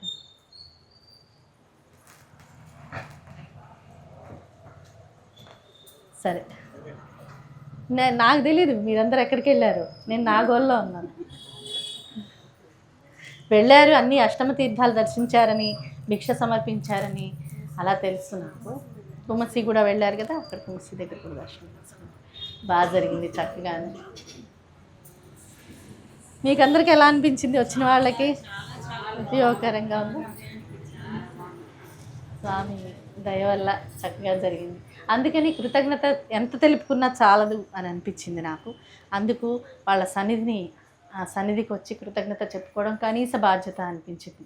ఎందుకంటే వాళ్ళ రక్షణే లేకపోతే మన జీవితాలే లేవు కనుక. అది అబ్బా ఏం వెళ్తాం, ఒంగోలు వెళ్ళాలా, అక్కడికి వెళ్ళాలా అని ఇట్లాంటి పిచ్చి భావాలు. వాళ్ళు మాత్రం మనకు వచ్చి అన్ని, మన దాకా వచ్చి అన్నీ చేయాలి. మళ్ళీ చూడండి ఎట్లా ఉంటాం మన మనస్సులు. ఆ ఒక్కటి తప్పకుండా మన కృతజ్ఞత తెలుపుకోవాల్సిన అవసరం కాదు, తెలుపుకోవాలి, లేకపోతే ఎందుకు కదా. మాస్టర్ గారు, బాబా, దత్తస్వామి వీళ్ళందరూ ఎంత చేశారు.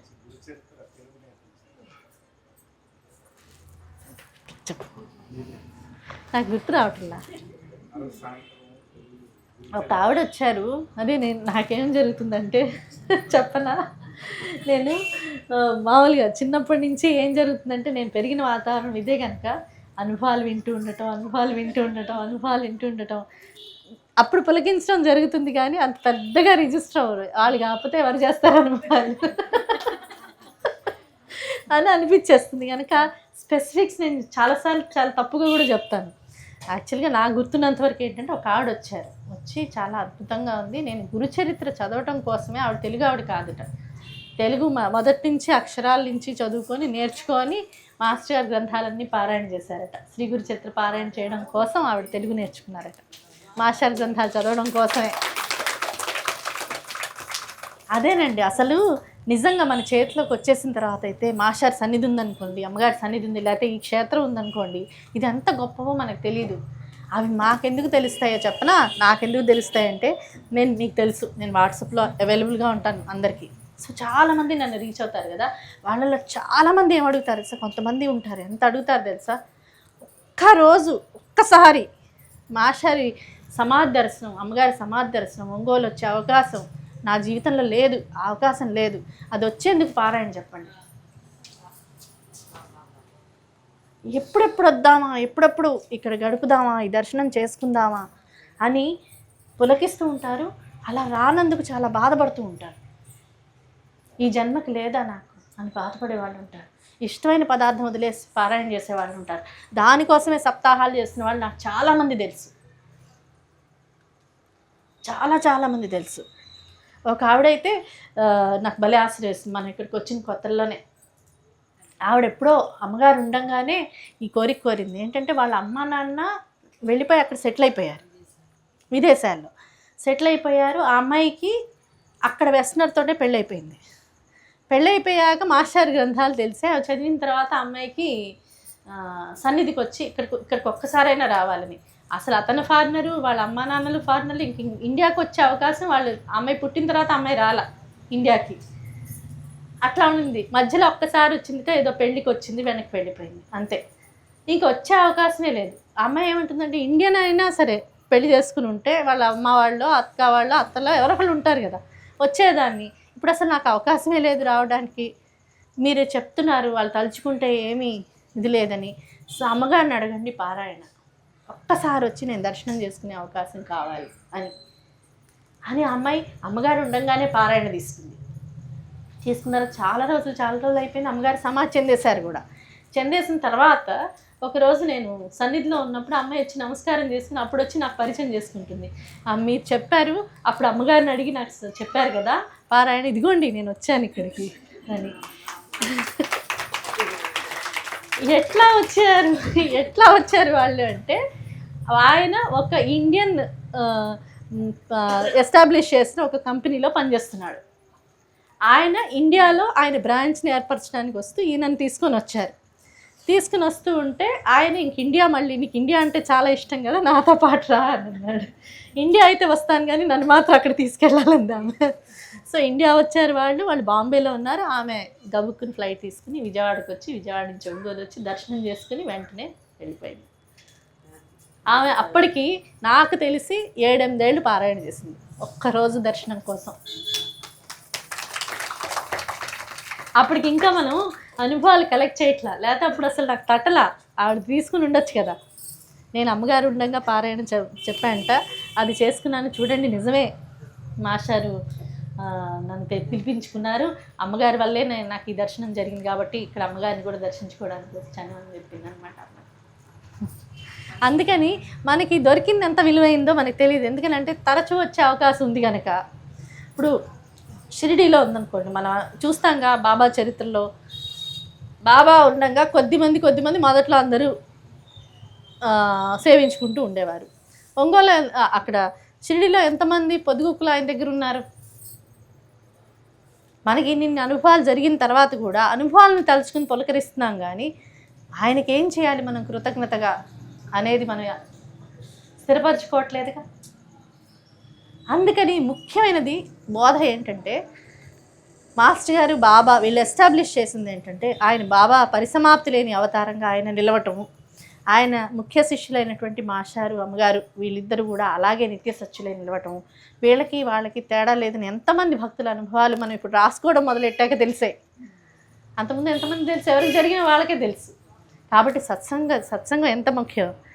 అలాని అనుభవాలే ముఖ్యమా అంటే కాదు. మనం చెప్పుకున్నట్టే దొంగ గురువుల దగ్గర కూడా జరుగుతాయి.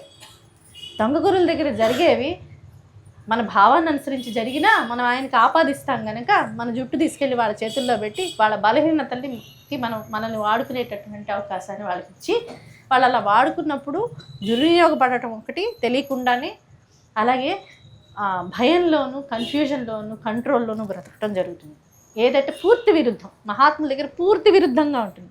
స్పష్టతతోనూ ప్రశాంతంగాను ఉండేటటువంటి సాన్నిధ్యం, శాంతితోనూ నిండవలసినటువంటి సద్గురు సాన్నిధ్యం భయంతోనూ, కన్ఫ్యూజన్తోనూ, కంట్రోల్తోనూ, ఇంకో చోటుకి వెళ్ళాలంటే భయం, పర్మిషన్ తీసుకుని వెళ్తేనే చేయగలం. మాస్టర్ గారి దగ్గరికి రావాలన్నా ఆయన పర్మిషన్ ఇస్తేనే వెళ్ళాలట. చాలా సత్సంగాల్లో అంతే.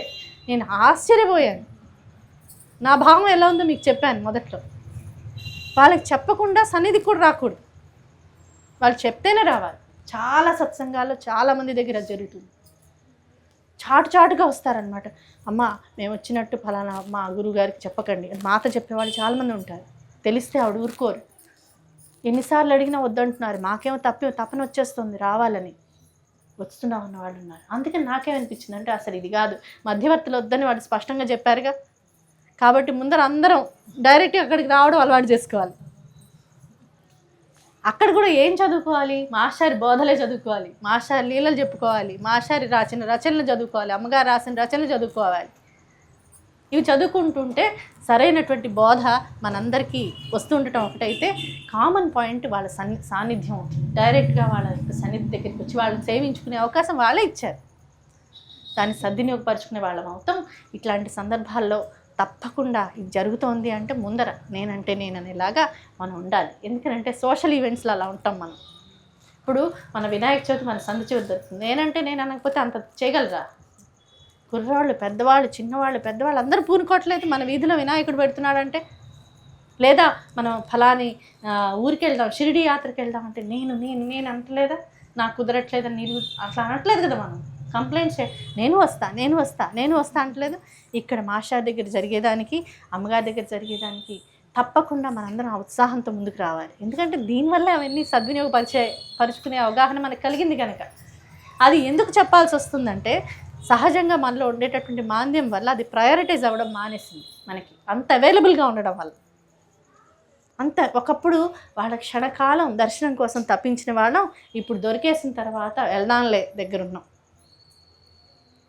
కాబట్టి అదంతా సరి చేసుకోవడం కోసం ఇదిగో ఫలానా వాళ్ళు సత్సంగం చేస్తున్నారు అంటే నేను చెప్పిందిలే, లేకపోతే అవేం వింటానులే, అట్లాంటి భావాలు కాదు. అరే మంచివి చదువుతున్నావా, వింటాను. ఫస్ట్ మన ఇంట్లో మా అమ్మగారు మన ఇంట్లో ఉన్నటువంటి ముఖ్యమైనటువంటి ఇదేంటంటే మంచి పని చేస్తున్నాం అనగానే ఉత్సాహంతో అందరూ సపోర్టివ్గా రావటం. అందుకని అమ్మగారు ఏం చేసేవారు, ఏదైనా మంచిది ఏదైనా చదువుతున్నాం అనుకోండి, నేనేదో చదువుతూ ఉంటాను, అమ్మగారు ఏదో పనిలో ఉంటారు, అమ్మ ఇది ఎంత బాగుందో అన్నాను అనుకోండి, వెంటనే చేతిలో ఉన్నది పక్కన పెట్టి చదువు, నేను కూడా వింటాను, ఇదిగో నేను ఇప్పుడు చదువుతున్నా, ఇప్పుడు కాదు అన్నవి అసలు ఒక సందర్భం కూడా లేదు. అందుకని ఎవరైనా సరే నాకు బయట ప్రపంచంలోకి వెళ్ళాక ఎవరైనా సరే ఫ్రెండ్స్ దగ్గర ఏమో మంచి విషయం చెప్పంగానే అబ్బా నాకు ఇప్పుడు మూడ్ లేదు అంటే చాలా విచిత్రంగా అనిపించేది. ఎందుకంటే మన ఇంట్లో ఎప్పుడు అనలేదు. వెంటనే మహాభాగ్యం. అది సద్వినియోగపడే టైం, మిగతాదంతా వేస్ట్ టైం అని కదా మన ఉద్దేశం. ఓహో ఇలా కూడా అనిపిస్తుందా అని అర్థమైందనమాట. అట్లాగా మళ్ళీ తెలియకుండా చాలా మాలిన్యాలు ఉంటాయి కనుక ఇట్లాంటి మాస్టర్ గారికి, అమ్మగారికి, బాబాకి సంబంధించినటువంటి కార్యక్రమాల్లో అందరం ముందుకొచ్చి చేయడం మొదలు పెడితే ఒకళ్ళ వల్ల ఒకళ్ళకి ఉత్సాహం వస్తూ ఉంటుంది. స్పర్ధలు వస్తాయి, రాకుండా ఉండవు, రావడం కోసమే వచ్చాయి. ఎందుకని మనలో బలహీనతలు మనకు చూపించి మనం కరెక్ట్ చేసుకోవడానికి. కాబట్టి తప్పు జరిగిపోతే వెంటనే వెళ్ళి సారీ చెప్పడం, ఈసారి బాబాకు కూడా సారీ చెప్పుకోవడం, ఈసారి ఇలా ప్రవర్తించను, మీకు ఇట్లా ప్రవర్తించడం ఇష్టం కదా, నేను ప్రాక్టీస్ చేసుకుని ఈసారి అట్లాంటి సందర్భం వచ్చినప్పుడు అట్లా వెళ్తాను అని చెప్పుకోవడం కోసం, వ్యక్తిగతంగా బోధలన్నీ మనసుకు పట్టడం కోసం మాస్టర్ గురు చరిత్ర లీలామృతం మాత్రమే కాకుండా అమ్మగారు చేసినట్టుగా నేను మీకు చెప్పాను.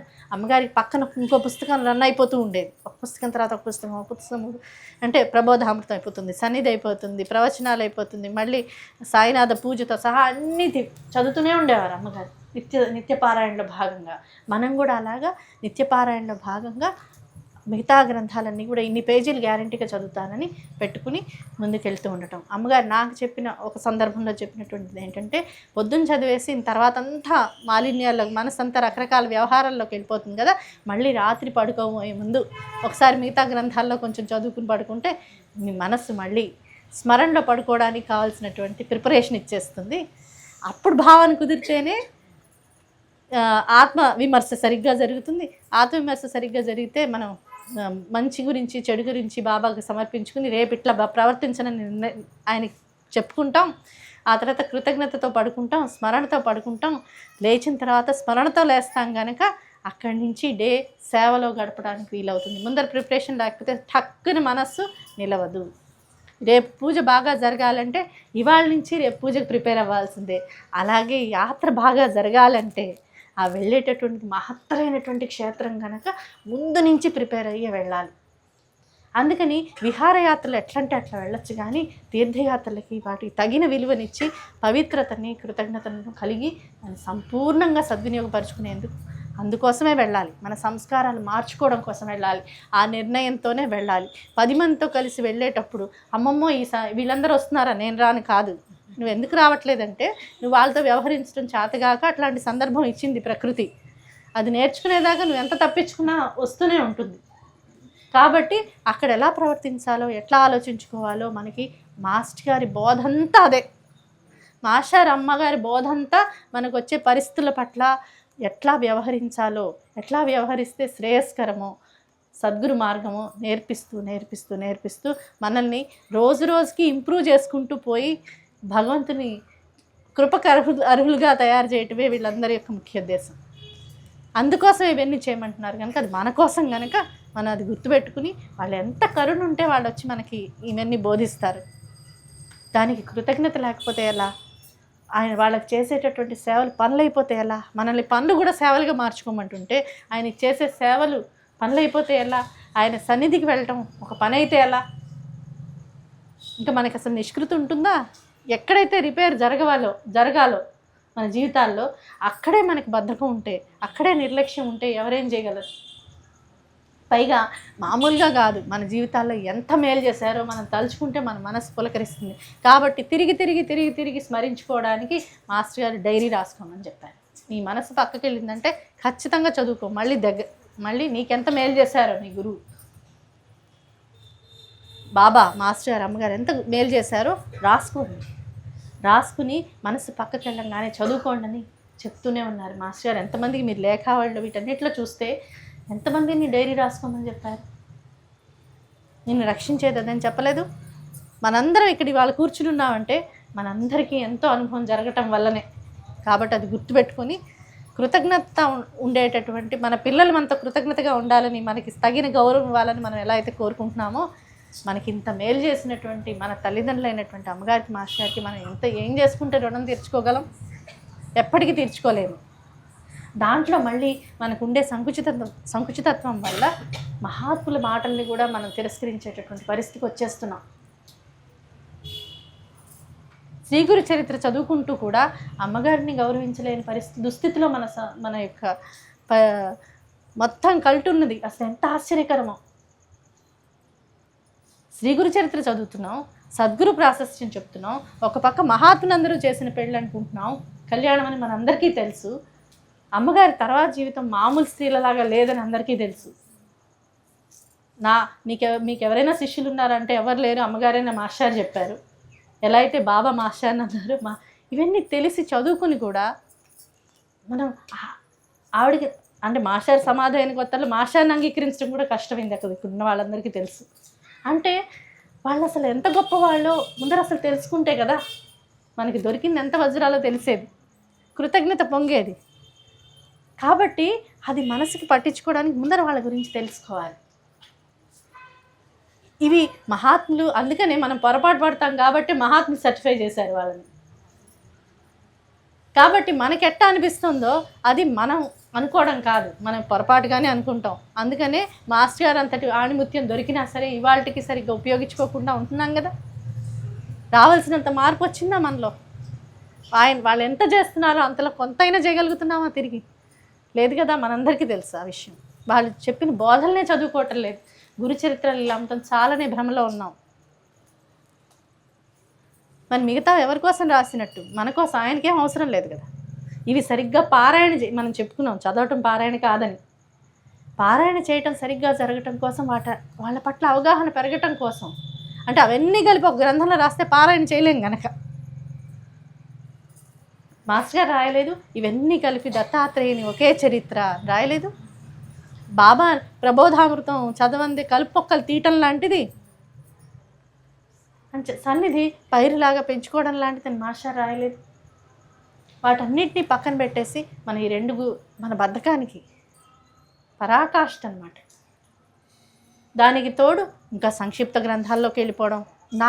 నేను రాసినటువంటి బాలలీలామృతం విషయంలో అమ్మగారు స్పష్టంగా రాయించినప్పటికీ ఇప్పుడు చాలామంది శ్రీ గురు చరిత్ర, సాయిలీలామృతం, మాస్టారివి పెద్ద పుస్తకాలని పక్కన పెట్టి ఈ గ్రంథాలు పారాయణ చేస్తున్నాం అని నాకు చెప్తారు. నేను అప్పుడు చెప్తాను, నా దాకా వస్తే నేను చెప్తాను,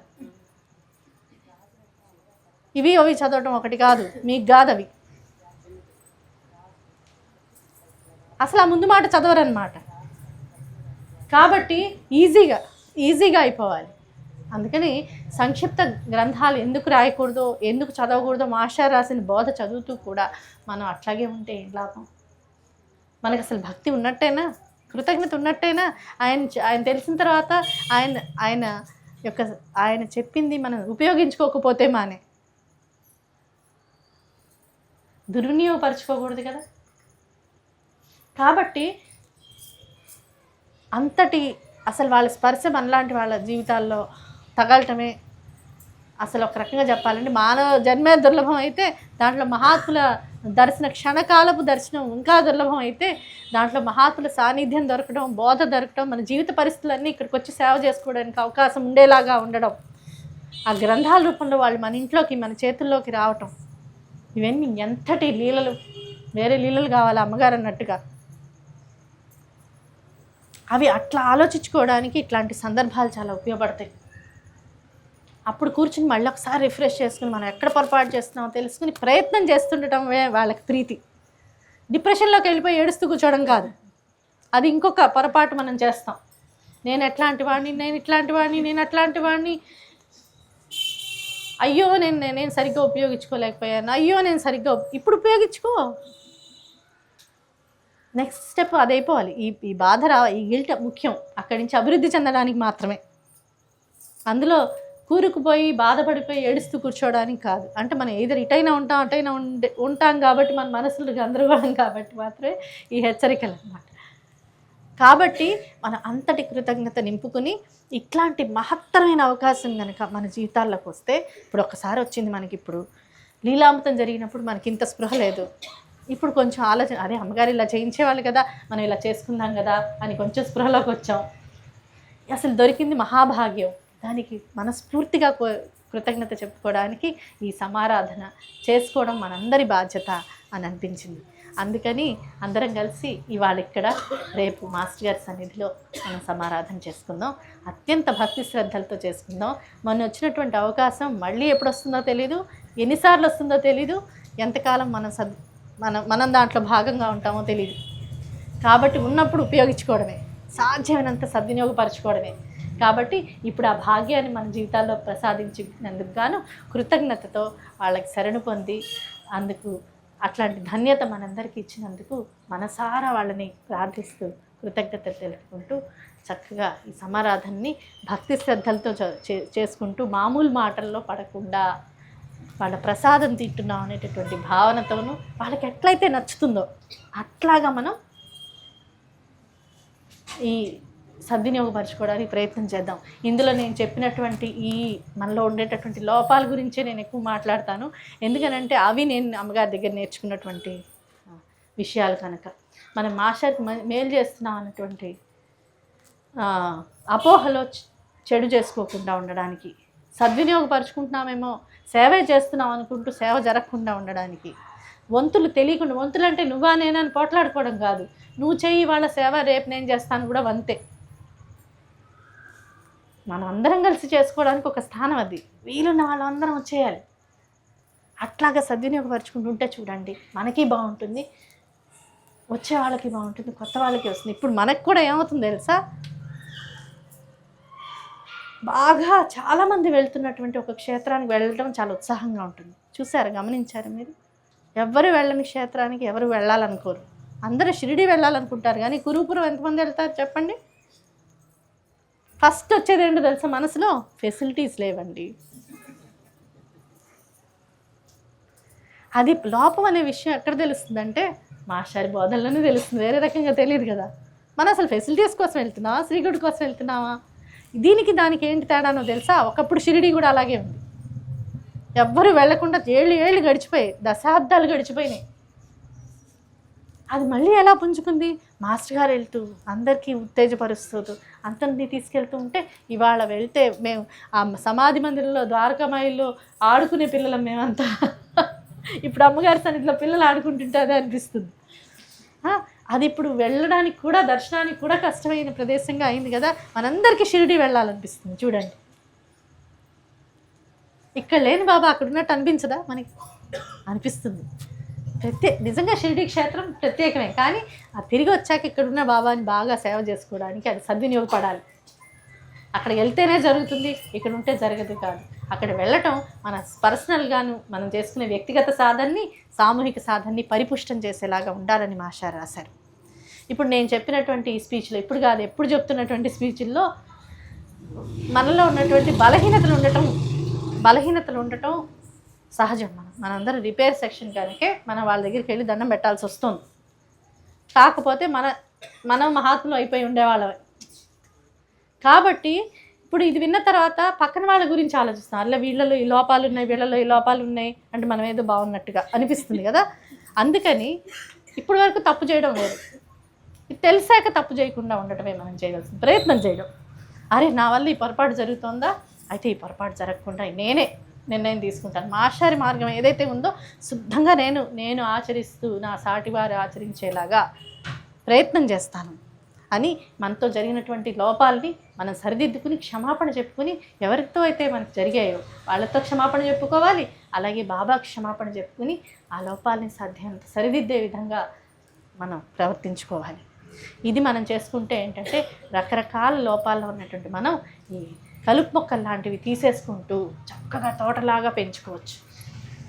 అప్పుడు తిరుగులేనటువంటి సాంప్రదాయంలో సామరస్యత, సర్వమత సామరస్యత, సర్వజీవ సామరస్యత, ప్రకృతితోటి సామరస్యత, సర్వ మతాల మధ్య, కులాల మధ్య, సాంప్రదాయాల మధ్య సామరస్యత వైపు మానవులు వెళ్తుంటే తెలివైన విషయం. కానీ నాది గొప్ప నీది గొప్ప అని కొట్టుకున్నంత కాలం దానికి పరిష్కారమే లేదు, ఎప్పటికీ శాంతి రాదు.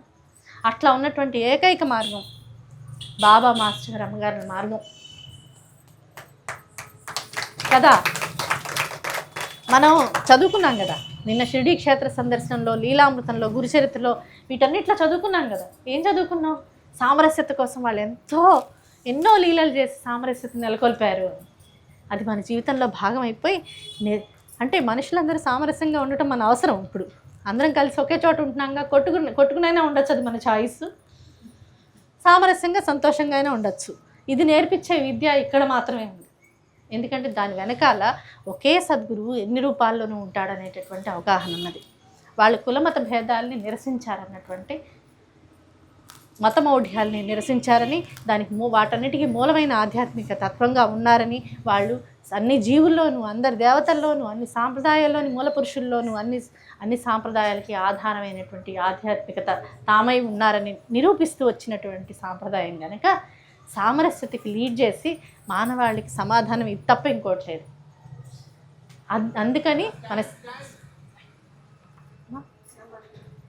అందుకని మనకు కావాల్సినటువంటి సమాజం మనం నిర్మించుకోవడం కోసం ఇదొక్కటే పరిష్కార మార్గం.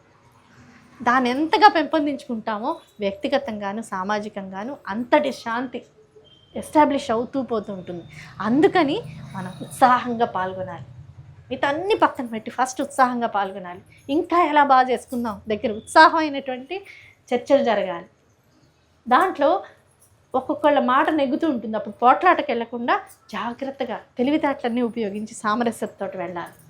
మూలస్థానాలకి మనం ఎప్పుడూ టచ్లో ఉండాలి. ఎందుకంటే వాళ్ళు నిత్యసత్యులు, మధ్యవర్తులు అక్కర్లేదు. అందుకని సత్సంగం ప్రతి ఇంట సాంప్రదాయం అవ్వాలి. ఏ ఒక్కళ్ళు బాగా చెప్తున్నారో కాబట్టి అక్కడికి వెళ్ళిపోయి అక్కడ జరిగేటటువంటి అనుభవాలని వాళ్ళకి ఆపాదించి వాళ్ళ బలహీనతల్ని మన బలహీనతల్ని పరస్పరం వాడుకునే వాళ్ళలాగా తయారవ్వకూడదు. అప్పుడు అసలు విషయం పోతుంది.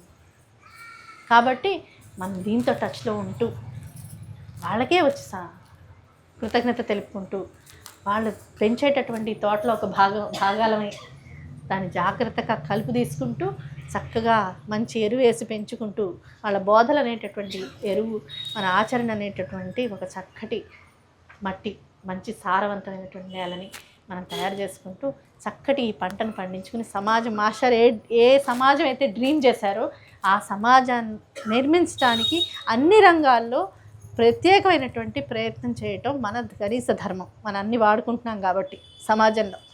కాబట్టి దీని పర్యవసానం ఏమవ్వాలంటే సరైన విద్య రావాలి, సరైన వైద్యం రావాలి. ఇవన్నీ రావాలంటే ముందర అసలు చక్కటి గ్రూప్ తయారవ్వాలి. తయారైతే వచ్చేటటువంటి పర్యవసానం మన పిల్లలకి మనం ఇచ్చేటటువంటి అత్యంత గొప్ప వరం ఏంటంటే చక్కటి ప్రపంచం. ఏ ప్రపంచంలోకి వెళ్ళాలనే చాయిస్లో వాళ్ళకి ఇది ఉత్తమమైన ప్రపంచంగా కనిపించి వాళ్ళంతటా వాళ్ళు దాంట్లోకి రావడానికి ఉత్సాహంగా ఉండేలాగా చూడటం. అందుకు సరైన బీజాలు నాటేటటువంటి విద్యా విధానం మాస్టర్ చెప్పారు. మాస్టర్ టచ్ అయిన సబ్జెక్ట్ లేదు. విద్య ఎలా ఉండాలి, ఉద్యోగం ఎలా ఉండాలి, మనం చేసే కాలక్షేపం ఎలా, అన్నీ చెప్తూ వచ్చారు. వాటన్నిటిని నిర్మించుకోవడానికి ముందర వ్యక్తిగతంగా మనం కృషి చేసి మన లోపల అది ప్రతిష్ఠించుకుని అట్లాంటివి సత్సంగంలో పెంపొందించుకుంటూ చిన్నగా అట్లాంటి సమాజం వైపుకి మనం నడవాలి. కాబట్టి అట్లాంటి సన్మార్గాన్ని మనకి జన్మలకి ప్రసాదిస్తూ ఆ వివేకాన్ని మనలో పెంపొందిస్తూ మనం చేసే ప్రయత్నంలో సిన్సియర్గా మనం ఉంటే అందుకు తగిన అండదండలను ఇస్తూ తగిన శిక్షణను ఇస్తూ మనల్ని అందరినీ జన్మలకి నడిపించమని, అలా నడిపించేందుకు గాను ఇట్లాంటి సందర్భాలని మా జీవితాల్లో ప్రసాదించినందుకు కృతజ్ఞత తెలుపుకుంటూ ఈసారి ఇట్లాంటి అవకాశం వస్తే ఇంకా బాగా సద్వినియోగపరుచుకునేందుకు ఇవాల్టి నుంచి ప్రయత్నం చేస్తామని మాస్టర్ గారికి అమ్మగారికి చెప్పుకుని ప్రామిస్ చేసుకుని మనం ఆ విధంగా సరైన మార్గంలో నడిచేందుకు ప్రయత్నం చేస్తామని చెప్పుకుని అలా మనం ఈ సమారాధనని భక్తి శ్రద్ధలతో జరుపుకుందాం. జై సాయి మాస్టర్.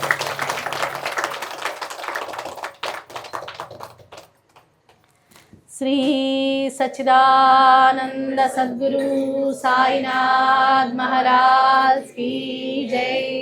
శ్రీ సచ్చిదానంద సద్గురు అలివేలు మంగమ్మ సహిత భరద్వాజ మహారాజ్ కీ జై.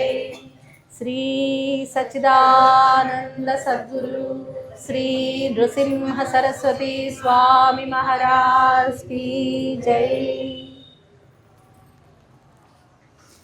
దిగంబరా దిగంబరా శ్రీపాదవల్లభ దిగంబరా.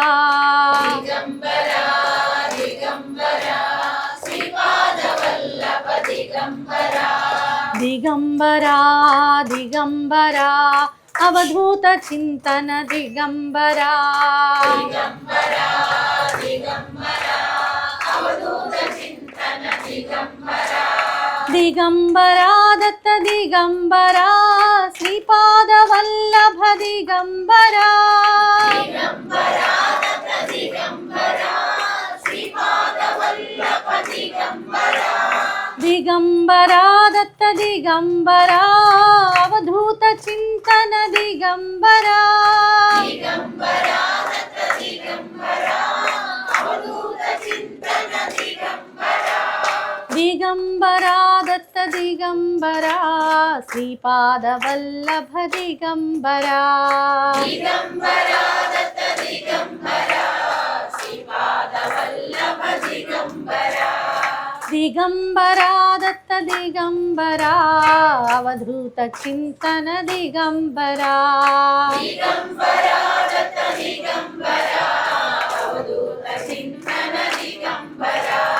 దిగంబరా దిగంబరా నృసింహ సరస్వతి దిగంబరా. దిగంబరా దిగంబరా నృసింహ సరస్వతి దిగంబరా. దిగంబరా దత్త దిగంబరా నృసింహ సరస్వతి దిగంబరా. దిగంబరా దత్త దిగంబరా నృసింహ సరస్వతి దిగంబరా. దిగంబరా దత్త దిగంబరా నృసింహ సరస్వతి దిగంబరా. దిగంబరా దత్త దిగంబరా నృసింహ సరస్వతి దిగంబరా. దిగంబరా దిగంబరా మాణిక్య ప్రభు దిగంబరా. దిగంబరా దిగంబరా మాణిక్య ప్రభు దిగంబరా. దిగంబరా దత్త దిగంబరా మాణిక్య ప్రభు దిగంబరా. దిగంబరా దత్త దిగంబరా మాణిక్య ప్రభు దిగంబరా. దిగంబరా దత్త దిగంబరా మాణిక్య ప్రభు దిగంబరా. దిగంబరా దత్త దిగంబరా మాణిక్య ప్రభు దిగంబరా. దిగంబరా దిగంబరా స్వామి సమర్థా దిగంబరా. దిగంబరా దిగంబరా స్వామి సమర్థా దిగంబరా. దిగంబరా దత్త దిగంబరా స్వామి సమర్థా దిగంబరా. దిగంబరా దత్త దిగంబరా స్వామి సమర్థా దిగంబరా. దిగంబరా దత్త దిగంబరా స్వామి సమర్థా దిగంబరా. దిగంబరా దత్త దిగంబరా స్వామి సమర్థా దిగంబరా. దిగంబరా దిగంబరా షిరిడి సాయి దిగంబరా. దిగంబరా దిగంబరా షిరిడి సాయి దిగంబరా. దిగంబరా దత్త దిగంబరా ద్వారక నిలయా దిగంబరా. దిగంబరా దత్త దిగంబరా ద్వారక నిలయా దిగంబరా. దిగంబరా దత్త దిగంబరా షిరిడి నివాసా దిగంబరా.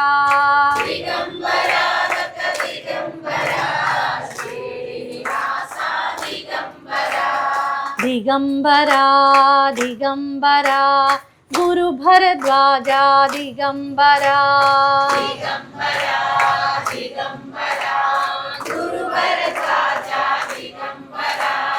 దిగంబరా దిగంబరా అలివేలు మంగమ్మ దిగంబరా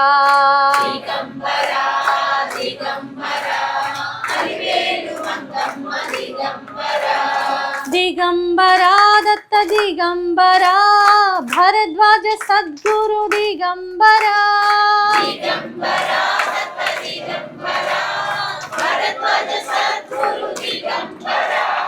దిగంబరా దత్త దిగంబరా అలివేలు మంగమ్మ దిగంబరా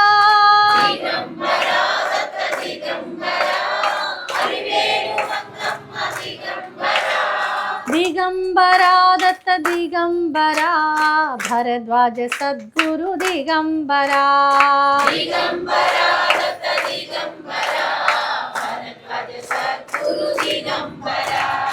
దిగంబరా దత్త దిగంబరా అలివేలు మంగమ్మ దిగంబరా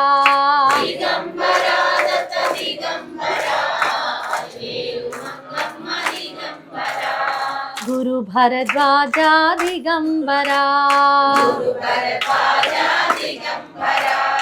అలివేలు మంగమ్మ దిగంబరా గురు భరద్వాజ దిగంబరా అలివేలు మంగమ్మ దిగంబరా శ్రీ సచ్చిదానంద సద్గురు సాయినాథ్ మహారాజ్ की जय। శ్రీ సచ్చిదానంద సద్గురు అలివేలు మంగమ్మ సహిత భరద్వాజ మహారాజ్ की जय।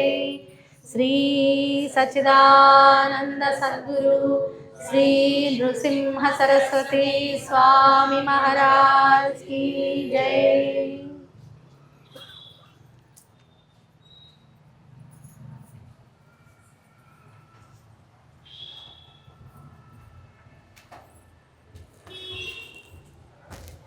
జై సాయి మాస్టర్, ఒక చిన్న విషయం క్లారిఫై చేయాలనుకుంటున్నాను.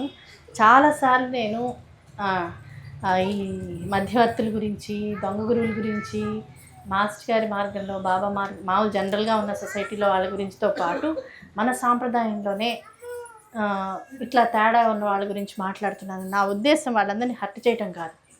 నేను ఖచ్చితంగా నమ్ముతున్నాను వాళ్ళందరూ మాస్టర్ గారు అంటే చాలా ఇష్టపడి, అరే ఈ మార్గం చెప్పకపోతే ఎలా, మన నలుగురికి చెప్పాలి, సత్సంగాలు చేసుకోమని చెప్పారు కదా అనే తపనతోనే మొదలవుతారు. మామూలు మనుషులం కనుక మనలో బలహీనతలు పనిచేయకపోవడం ఏ స్థాయిలో ఆ స్థాయిలో పనిచేస్తాయి. అందుకని ఎప్పుడైతే తప్పని తెలుసుకుంటామో అందరం మళ్ళీ సరి చేసుకోగలము అని నేను నమ్ముతున్నాను. ఎందుకంటే మనం ఒక్కళ్ళం తప్పు మార్గంలో వెళ్ళటం ఒకటి, సరైన మార్గంలో అందరినీ నడిపిస్తున్నాం అనే భ్రాంతిలో తప్పు మార్గంలోకి వెళ్ళటం ఒకటి తెలియక మనకు ఉన్నటువంటి బలహీనతలకు లోబడిపోవడం ఒకటి. అంటే కంట్రోల్ ఉండాలనిపించవచ్చు, లేదా నిజంగా నా వల్ల ఏదో జరుగుతుందని అనిపించవచ్చు, భ్రమించవచ్చు. మొదట్లో చాలా కృతజ్ఞతగా అరే బాబా గొప్పతనం నాది కాదు అనే మొదలవుతారు అందరూ. మాస్టర్ అంటే ఇష్టంతోనే మొదలవుతారు. ఇది అయ్యో మాస్టర్ చేసుకోమన్నారు కదా చక్కగా చేసుకున్నాను దగ్గరే మొదలవుతారు. తెలియకుండానే మనలో బలహీనతలు అన్నీ పనిచేస్తుంటాయి. నేను ఇందాక చెప్పినట్టుగా మనందరం రిపేర్ సెక్షనే. అందుకని అందరం సహృదయంతో మళ్ళీ సరిదిద్దుకుని మళ్ళీ సరైన మార్గంలోకి వచ్చేయాలి. అంతటి మాస్టర్ దొరికిన తర్వాత మనం తిరిగి ఆలోచించుకోకపోతే ఎట్లా అనేదే దీని యొక్క ముఖ్య ఉద్దేశం తప్పిస్తే వాళ్ళలో లోపాలు ఎంచడం కాదు. ఎందుకనంటే పరమ దయామయులైనటువంటి మాస్టారు అమ్మగారు ఇవన్నీ తెలియక కాదు ఏ సాంప్రదాయాన్నైనా పెట్టింది. దాన్ని సరి చేసుకునే విధానం కూడా చెప్పారు, మనలో వచ్చే బలహీనతల గురించి కూడా చెప్పారు. కాబట్టి అంతటి మహనీయులు మన జీవితంలోకి వచ్చిన తర్వాత పొరపాట్లు తెలియక జరిగిపోవచ్చు. దాన్ని సరిదిద్దుకునే సహృదయత ఈ మొత్తం కాన్సెప్ట్కి మూలం. కాబట్టి మన వల్ల జరిగేటటువంటి అరే ఇది కదా చెప్పింది మాస్టర్ గారు, అరే మన వల్ల ఇలా జరుగుతుందేమో మనం సరి చేసుకుందాం అనే సహృదయత వస్తే ఇంకా ఎంతో బాగుంటుంది. ఇప్పుడు ఎలా అయితే రాంగ్గా ఇన్ఫ్లుయెన్స్ చేస్తున్నామో అంతే కరెక్ట్గా అందరినీ ఇన్ఫ్లుయెన్స్ చేసి డైరెక్ట్గా వాళ్ళని శరణ పొందేలా చేయొచ్చు. అది మనం చేసుకున్నటువంటి పొరపాట్లన్నిటికీ కూడా ప్రాయశ్చిత్తం లాంటిది. అది అవకాశం ఉండి చేసుకోలేకపోతే మనకి ఎంత పాపం వస్తుందో వాళ్ళు చెప్పారు కూడా. అంతటి మహనీయులు దొరికిన తర్వాత దుర్వినియోగపరుచుకోవడంలో ఏమి అర్థం ఉంది? సద్వినియోగపరుచుకోకపోతే మానే. కాబట్టి కేవలం ఇలా హెచ్చరించడం గురించి మాట్లాడుకోకపోవటం వల్ల ఇదొక్కసారి అంత గట్టి విషయమా అనిపించకపోవచ్చు. కాబట్టి మనం ఎక్కడ మొదలయ్యామో అక్కడికి తిరిగి రావాలని, అందరూ మళ్ళీ చక్కటి తోటలాగా ఈ సత్సంగాన్ని, ఈ సాంప్రదాయాన్ని తిరిగి మనం పునఃప్రతిష్ఠించుకుని వాళ్ళు చేసేటటువంటి అంతటి అద్భుతమైన లీలలో మనం సరిగ్గా నడిచే వాళ్ళ పిల్లల్లాగా ఉండాలని, తద్వారా వాళ్ళకి సంతోషాన్ని కలిగించి ముందుకెళ్ళాలని భావనే తప్పిస్తే ఇది విమర్శించడం కాదు. కాకపోతే ఒక్కసారి అరే ఎంత బాగా చేస్తున్నారు వీళ్ళంతా అని అనంగానే అందరికీ చాలా సంతోషం వేస్తుంది. ఇప్పుడు ఈ కార్యక్రమం ఉందనుకోండి, ఎంత బాగా జరిగింది, ఇది ఎంత బాగా జరిగింది, అంత బాగా జరిగింది. ఇంతమంది నిజంగానే మాస్టర్ పరిచయం అవడానికి వాళ్ళందరూ కూడా చాలామందికి దోహదపడ్డారు. అందులో అసలు ఏమాత్రం సందేహం లేదు. అంటే వాళ్ళ వల్ల మాస్టర్ గురించి చాలామందికి తెలుస్తుంది. అందుకనే కృతజ్ఞతతో వాళ్ళ దగ్గరికి వస్తారు. కానీ వీళ్ళ బలహీనత వాళ్ళ బలహీనత వల్ల మాస్టర్ మధ్యవర్తులను వద్దన్నారన్న పాయింట్ ఒక్కటే మిస్ అవుతారు. కాబట్టి ఏమవుతుందన్నమాట, ఇంత పడిన వాళ్ళే దుర్వినియోగపడటం మొదలైపోతుంది తెలియకుండా. ఆ లోపం సరి చేసుకుంటే ఏమవుతుందంటే మళ్ళీ అంతటి సద్వినియోగపరుచుకునేలాగా వాళ్ళు స్ఫూర్తి పొందుతూ సాటి వారికి స్ఫూర్తినివ్వగలుగుతారు. అట్లా మాత్రమే మనకి మాస్టర్ గారు ఇచ్చినటువంటి ఈ అమూల్యమైనటువంటి ఈ శరీరం, ఈ జన్మ, వాళ్ళ స్పర్శ తగలటం అనేటటువంటి అమూల్యమైనటువంటి సందర్భాన్ని చక్కగా సద్వినియోగపరచుకోవడము. అలాగే ఈ ప్రయత్నం చేస్తే కనుక ఏమవుతుందంటే మనం తప్పులు చేసినా సరే దానికి బాధ్యత వహించి సరిదిద్దుకునే బాధ్యత తీసుకునేటటువంటి సంస్కారం మనలో దృఢపడుతుంది. కాబట్టి నా ఉద్దేశం అందరినీ పొగిడేస్తే అందరికీ నచ్చేస్తాం, అందులో డౌటే లేదు. అట్లాంటి స్టాండ్ అమ్మగారు మాకు నేర్పించలేదు. ఎందుకనంటే అది మనకి హానికరం, సాటివారికి హానికరం. అది అసలు మాస్టర్ గారి మార్గమే కాదు. అట్లాంటప్పుడు మనం సరైన దానికి నిలబడటం మనందరం అలవాటు చేసుకోవాలి.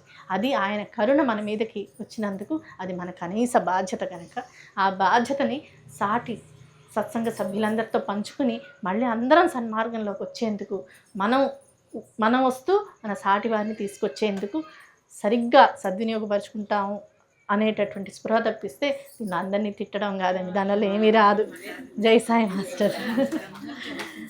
శ్రీ సచ్చిదానంద సద్గురు సాయినాథ్ మహారాజ్ కీ జై. శ్రీ సచ్చిదానంద సద్గురు అలివేలు మంగమ్మ సహిత భరద్వాజ మహారాజ్ కీ జై.